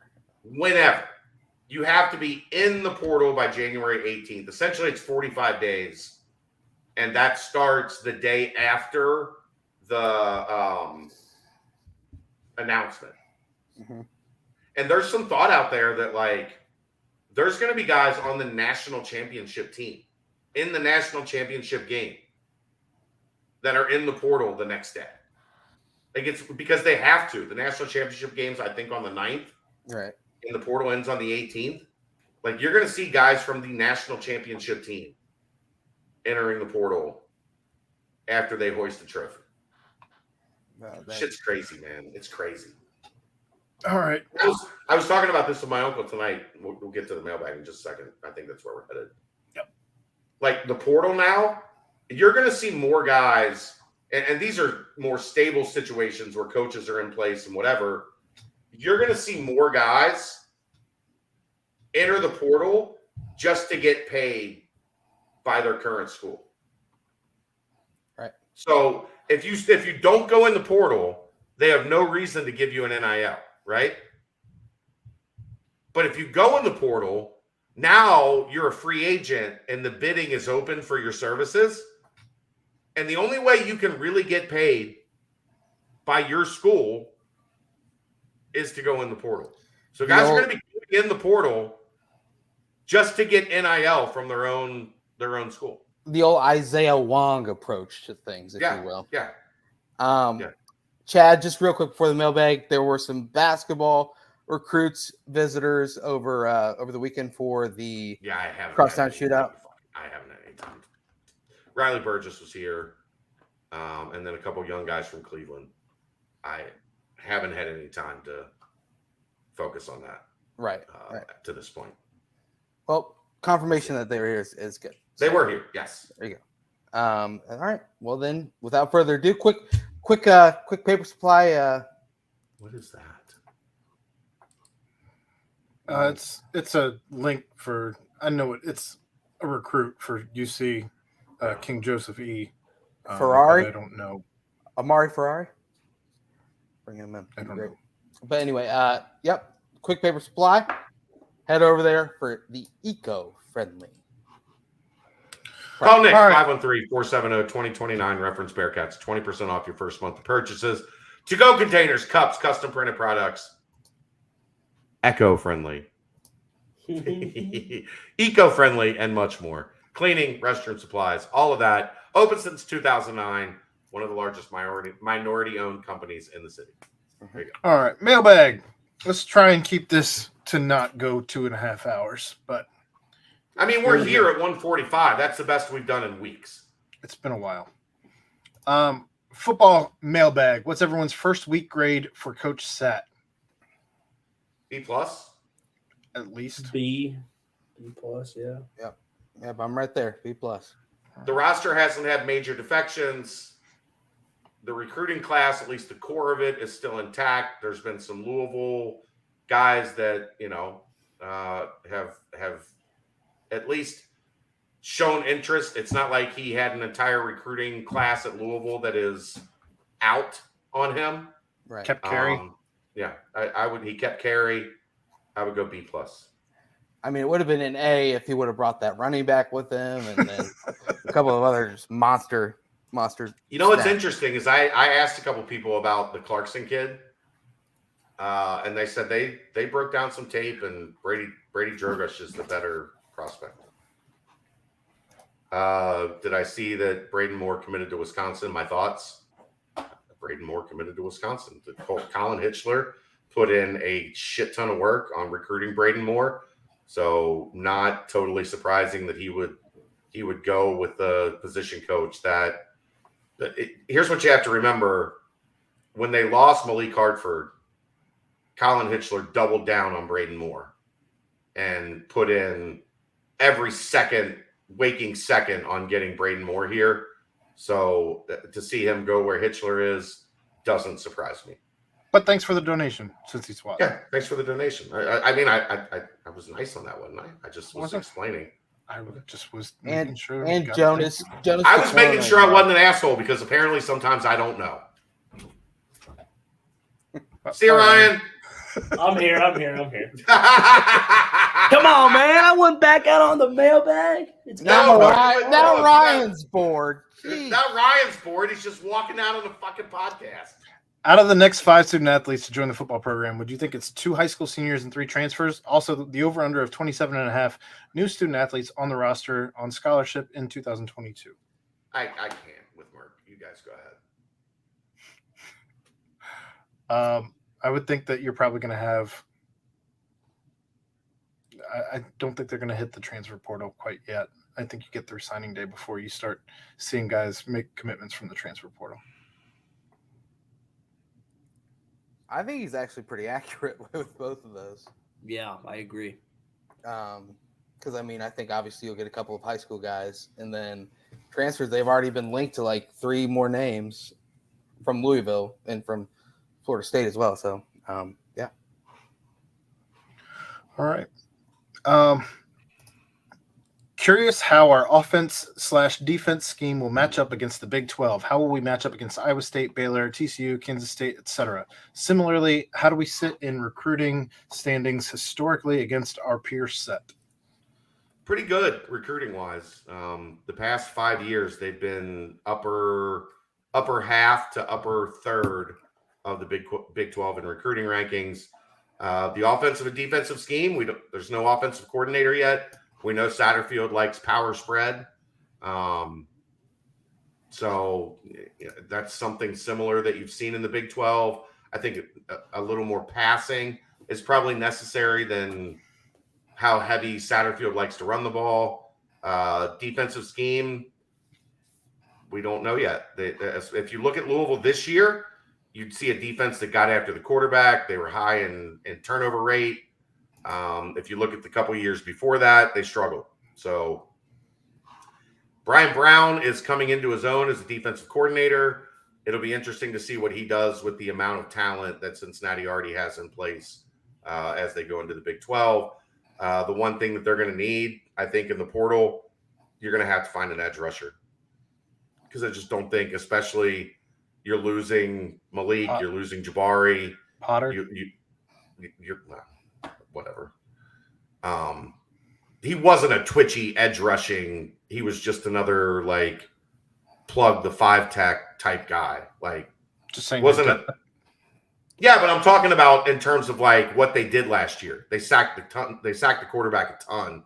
You're going to need a twitchy edge rusher type, I think, to fit like what Brian Brown wants to do. And having another Mailbag is important. That's all. Noah Potter, no disrespect to Noah Potter, but in terms of your defensive line rotation, he's just a guy that does a lot of the things that the guys you have kind of already do. He didn't have a skill set that was like, okay, this guy does that thing that Mailbag could do that this defense was missing this year. Kind of what I was getting at with that. Not a knock on Noah Potter, like the person, just the type of player he was isn't what's missing, I guess is my point. All right. Why are Louisville fans so obsessed with us / Coach Sat? It's haters. No, that's a really weird fan base, man. They've been through hell with everything that athletic department has put them through. They're Kentucky's bitch in pretty much everything. They're insecure. They're sensitive. Like, they're in a weird place. I couldn't imagine being in the place that fan base is in after what's happened there the past 5 or 6 years. Like, you talk about Cincinnati's had a bad month. Louisville's had a bad, like, 3/4 of a decade. Yeah. Ever since they won the title in basketball in 2013, and then Lamar won the Heisman. When was that? 15, 16? Everything has been a disaster for them ever since. Sorry, not sorry. Anything you wanted to add on that, Brent? Ryan? I mean, I look at Kentucky fans. I mean, you've got your diehards, and then you've got your like big group of crazies, and I think they've just got a big group of crazies as well. So, all right. Why is Ivan Pace not in the Senior Bowl? I don't know. I think it's the same reason. Size.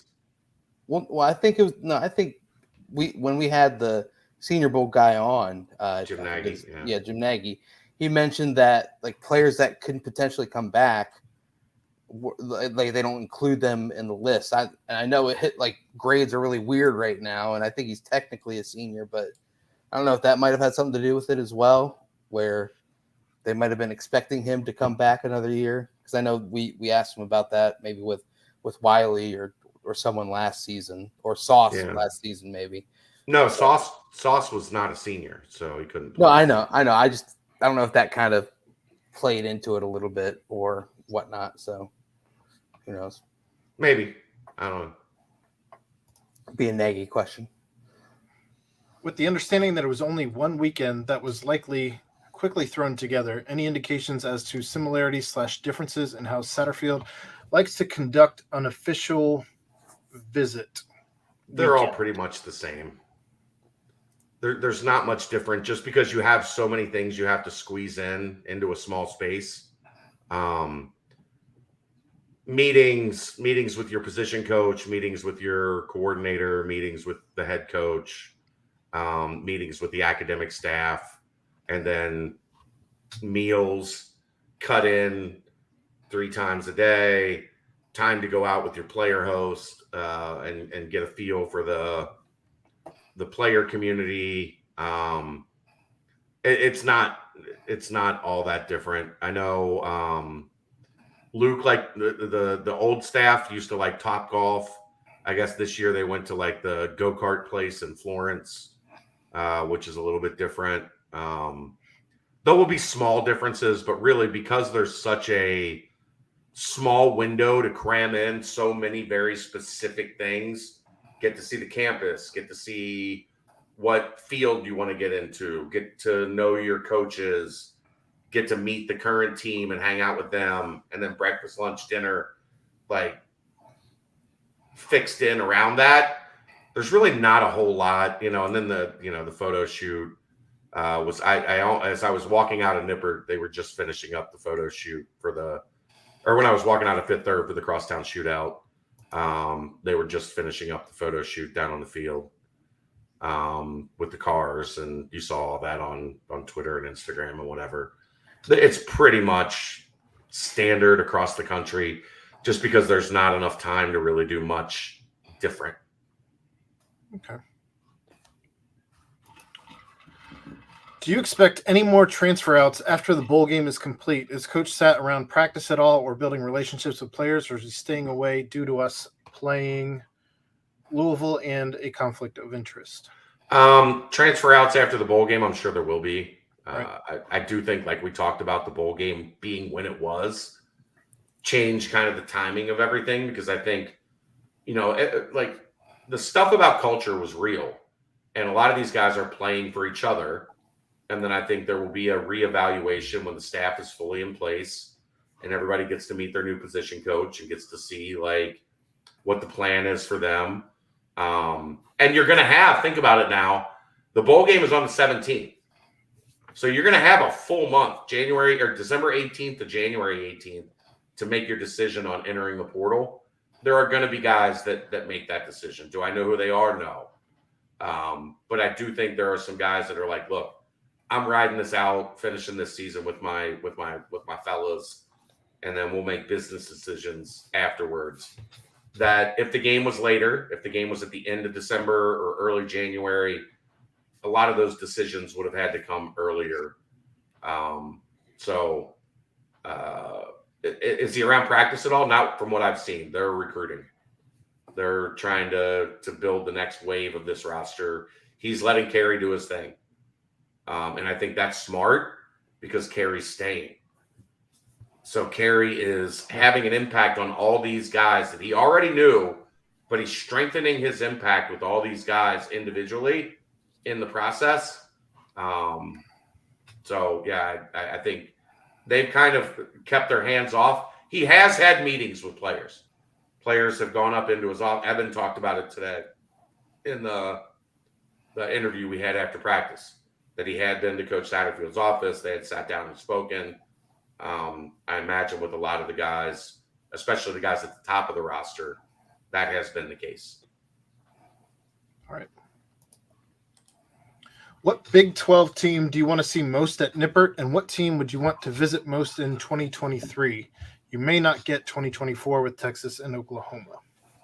I mean, the rumors have been out there for a while now. We've talked about them a lot. I've heard them from a source I have in the Big 12, that Oklahoma is going to come to Nippert and that UC will go to Austin to play Texas in 2023. Outside of that, I don't know who. West Virginia? Trip to Morgantown, yeah. I can't imagine a world where they don't play every year. Hiccups.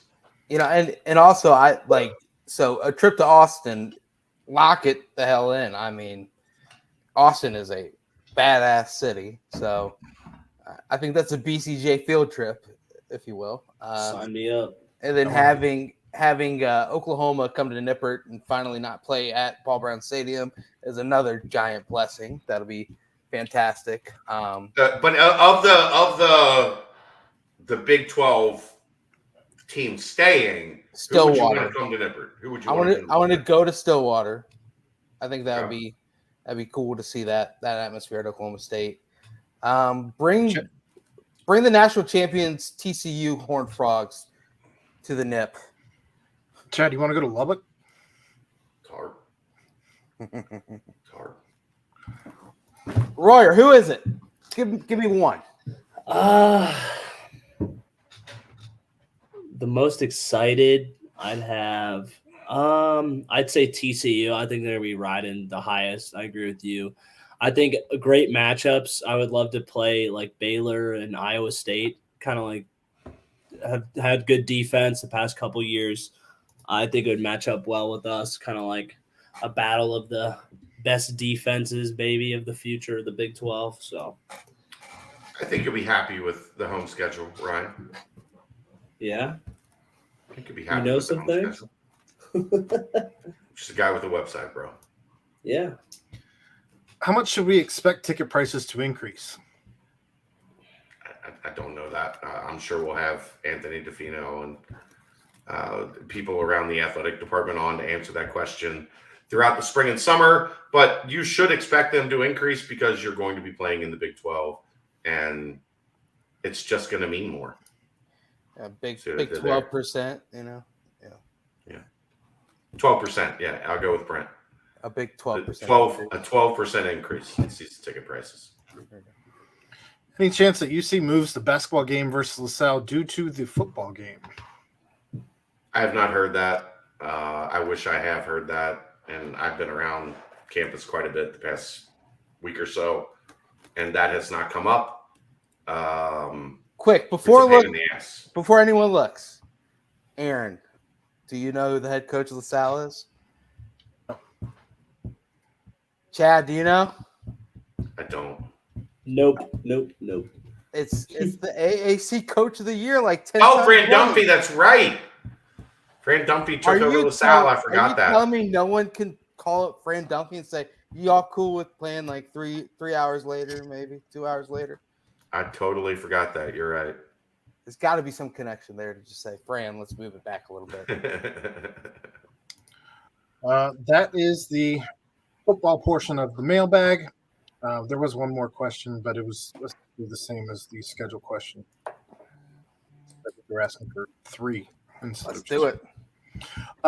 So basketball portion of the mailbag. Is Vic a guy that if he gets one early foul in game? Oh, I got an answer. Hold on. Tip time will not change Saturday.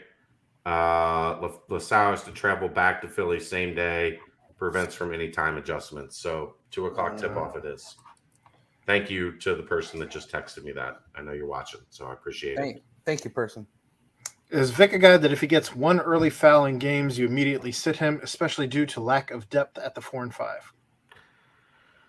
I think you have to, just because if he picks up a foul at minute 17, you can't have him pick up foul number 2 at minute 16 and then have to play 16 minutes without him. You're better off buying 2 or 3 minutes with somebody coming in for him and then getting him back in at like 14 and seeing how far he can go from there. I just think like you can't have Vic with 2 fouls at the first media timeout and have 15, 16 minutes to go in the half and have Vic with 2 fouls. It's just the depth just doesn't allow for it right now. And I think the reason why coaches keep these certain players in is because you don't want them to like lose their mind and start to wander off and kind of get like disassociated with the game. And you never will ever face that with Vic. You always see him ready the second that he comes back into the game. So I think he's safe to pull out right away. Agreed. Will this team win enough games to get an NIT bid? I believe UC is going to need at least 12 conference wins plus the rest of the bye games to even sniff a bid. Can Wes and company turn this thing around and build momentum for next season? I think they can get 11 or 12 conference wins. If they win the next 3, that puts them at 9. You win 11 games in the conference, that gets you to 20. That should put you somewhere close to NIT range. The problem being, of course, you didn't pick up one of the big wins in the out of conference, and Louisville's the worst team in college basketball. So that win doesn't do anything for you. And NKU is dog shit. So getting beat by them is not like you got beat by one of the best teams in the Horizon League. Yep. Absolutely. How do you see Wes handling JD from here, and what rotation of the forward do you think would work best? We covered that extensively both last night, and then we touched on it again earlier tonight. So. Go watch the nightcap from last night. We had a really that's a whole conversation. A really good, really honest conversation on this last night that I don't think we could recreate here. Brent, is there anything you want to add there, or no? Okay, you guys are good. Fair enough. Kmart going into the locker room. What exactly happened at halftime? Kmart went into the locker room. Apparently, he lit their asses up and told them that they better get their shit together and what they were doing wasn't good enough. He was invited into the locker room. I don't think he just casually strolled in there. No lies detected. Royer, in your years as a Bearcat, did any former players or coaches or anything ever do a halftime thing like that? No, Fickle would never allow that. Right. Not a But, shot like, at Wes look. in any way, but I'm trying to think who like maybe Travis was at a game or something. Yeah, Travis maybe. could have got away with that. Yeah, Jason could have got away with that. Those I are don't know. Hall of Fickle Famers. was, Fickle. He was really like protective and like defensive of his shit. Mhm. Like, especially game days, he was even like on heightened alert for bullshit. If there was any Right. bullshit going on, he snuffed it out and Yeah. put a stop to it. Not that Kenyon was bullshit. It's just that like things against his comfort and norm, he would always like shut down immediately. Look, if he wouldn't have let Jason Kelsey come in and talk to you guys at halftime, fuck him. That's a good point. Honestly. If you watch New Heights, like that's a guy that if he was pissed off at halftime about how you guys are playing, you let Jason Kelsey in that locker room to say what he's got to say. Shots Because he's fired. going to be honest. No, I'm just like legitimately. Jason's like much like Kenyon. Kenyon is one of the most like he's got a career in this because he's brutally honest, right? Jason has a career in this because he's brutally honest. And I think if Jason wants to come into your locker room at halftime and say, "Look, boys, that wasn't what we're about." Like Yeah. you let him do that. Set your pride aside. I know a lot of people are like taking shots at Wes for that happening, but like that takes you got to be able to set your pride aside and say, maybe hearing it from somebody that this means everything to them, maybe that is a different message that they need to hear. If you're one of 4 people with your number in the rafters, you probably have that type of freedom. You got some juice Yeah. in that situation. You got a little juice. Is this team slowly becoming Vic's team? No, right now it's Dave's team. But down the road, it might be becoming like a year from now, next year, it might be Vic's team. That guy's heart and soul is into every ounce of what he does on the court. It's a joy to watch.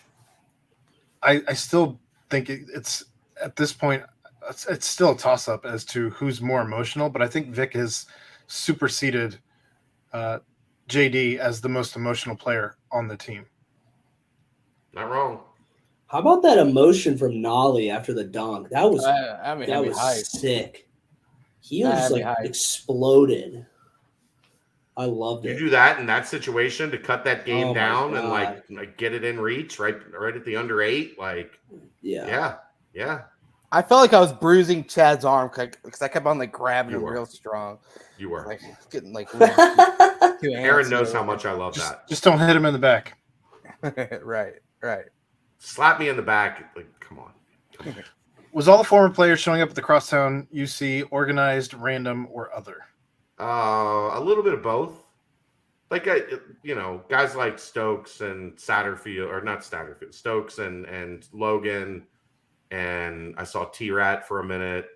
Ruben popping back up, but like Kenyon's got a long way to go to get here. So, I mean, I know Lenny and Kmart, different podcasts we've had him on. Lenny's talked about his friendship with Kenyon, and they're tight. So it was funny because Ruben looked a little lost there, and it reminded me of homecoming a couple of years ago. I like tapped him, and I was like, "Kenyon's over there," and he was like, "Oh yeah, for sure." You should just be his guide when he's on campus. Like Right. if Ruben's on campus, just hit up Brent. Right. That is the basketball portion of Look at the us. Mailbag.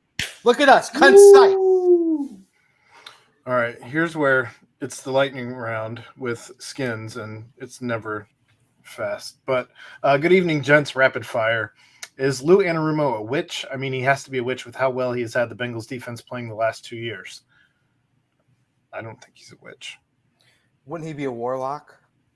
Is Well played, that the male term? nerd. the Bengals defense has been great the last 2 years, and Lou Anarumo deserves all the credit because they've had a bunch of guys go down, and the new guys, whoever the next guy is, steps up. makes plays.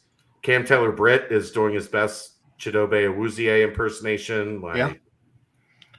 I will also give Zach Taylor credit for the hire of Lou Anarumo when he was scraping the bottom of the barrel for. Or he had a plan, and fans are just stupid and won't let a plan develop without freaking the fuck out. For anybody to come in and be DC, he was scraping the bottom of the barrel. That was the narrative. We don't know that to be exactly true. Okay. Assuming that Chad starts an OnlyFans page, who from the staff is the first model, and why is it Aaron wearing all Xavier gear? I mean, it's Royer. I don't know. I don't even want to talk about this one. You don't want to talk about that, but you wanted to talk about what we talked about earlier in this show. Get out of here. Shoving a beer funnel up my ass and Dana beers? Hell yeah, I do. Put that on. And then we put it on the fucking OnlyFans. I'll get some pays. Last of all, if you can only have one meal for the rest of your life, what is it and why? P.S. Thank you for all the awesome content. So I got a question here. If I pick burgers, can it be any type of burger? Because there's I'm sure you can chicken play burgers, turkey burgers, sliders. Yeah, there's a lot of different ways. I think you have to stay consistent to the meat. I agree. Yeah. I think everything has to stay the same if it's one meal. Beef patty, Chad. Okay, if I do pizza, I can have any toppings on my pizza. You got to do something with some variety. Because you can't eat the same fucking thing, or you'll go breakfast, crazy. lunch, and dinner every day the rest of your life, or you'll lose your fucking mind. So, if you pick pasta, there's a million different pastas you can do. Have you seen The Liver King? What if the fraud? The fraud. What if you just pick Taco Bell and just order something off the menu? Cycle. Because I feel like it's the same ingredients and everything. Yeah, I agree. Where'd Chad go? He took himself out when you guys mentioned the fraud. The fraud man. Yeah. Well, he would eat steak with a side of steroids. So yeah, that's pretty fraudy. But I mean, I think I'd still go steak, with some sort of a random. Yeah. Joel DeBlanco eats the same thing every day. Blueberries, steak, eggs, rice. Chicken and rice. That's what you fucking lunatics eat all the time, right? It's like chicken and rice. If your name's Joel, it's literally all you eat. Maybe some alcoholic whipped cream for a treat every once in a while. Hey, there we go. Happened one time and he wanted to fight a girl. Whip it good. Really good. Whip it real good. Unreal. Roy, what's your pick? I mean, I had the way Chad's describing it with burgers having variety or pizza. I'd have to burritos. You can put anything in a fucking burrito. Yeah, that just makes it so hard. I'd probably have to go with burgers because you could do way more with a burger than you could with a pizza. I feel like. Yeah. Aaron, I'm gonna say a Chipotle bowl. Oh. You could get a little crazy with the bowl. I agree. Yeah. You could do a breakfast bowl, lunch bowl, dinner bowl. Yeah. He's going to chime back in and be like, that's not what I meant. All right. For sure. There's another one, too. Don't forget the other one. Yeah. One last question in the mailbag. We did a good job, guys. Why is Aaron so grumpy? Aaron, the stage is yours. I mean, I'm a dad now for a year. Overall, a year and a half. Still figuring it out. Just every day, still figuring it out. Well, wait, did Brennick's birthday? You're doing great. When's Brennick's birthday? Her birthday's not until July, but there's 2 other kids here. Oh, you're talking. Okay. So just figuring it all out every day, a little bit at a time, and just realizing that all parenting is failing in different ways every single day. You're a good dad. And then coming on and taking out your anger out on your friends. Aaron, there's no such thing as failure. There's only attempts. The great David Goggins just said that today. I listened to him. He said, you don't ever fail. You just take attempts. Was it Brady Collins' voice? I don't know. That was just the voice that came to me. Aaron, here's the tip. You never figure it out. Yeah, I know. I'm with John White. # Team Aaron. You can I'm do Team it, Aaron buddy. too. Take it to the bank. Take it to the bank. Cheer him up. The time spent here in this space does help. Good. Okay. God I bless. wish It's I could give you it's like a flow chart. When Aaron gets here, he's really pissed off, and by the end of the show, he's got that little half smile on his face. It's the smirk. It's trademarked. Ryan, does he need a hug? He needs a hug. He needs a hug. He needs his head in a fan. Make him feel better. Yes. Brent, get us out of here. Well, guys, that was a good one. That was a good one. We did well. We did well.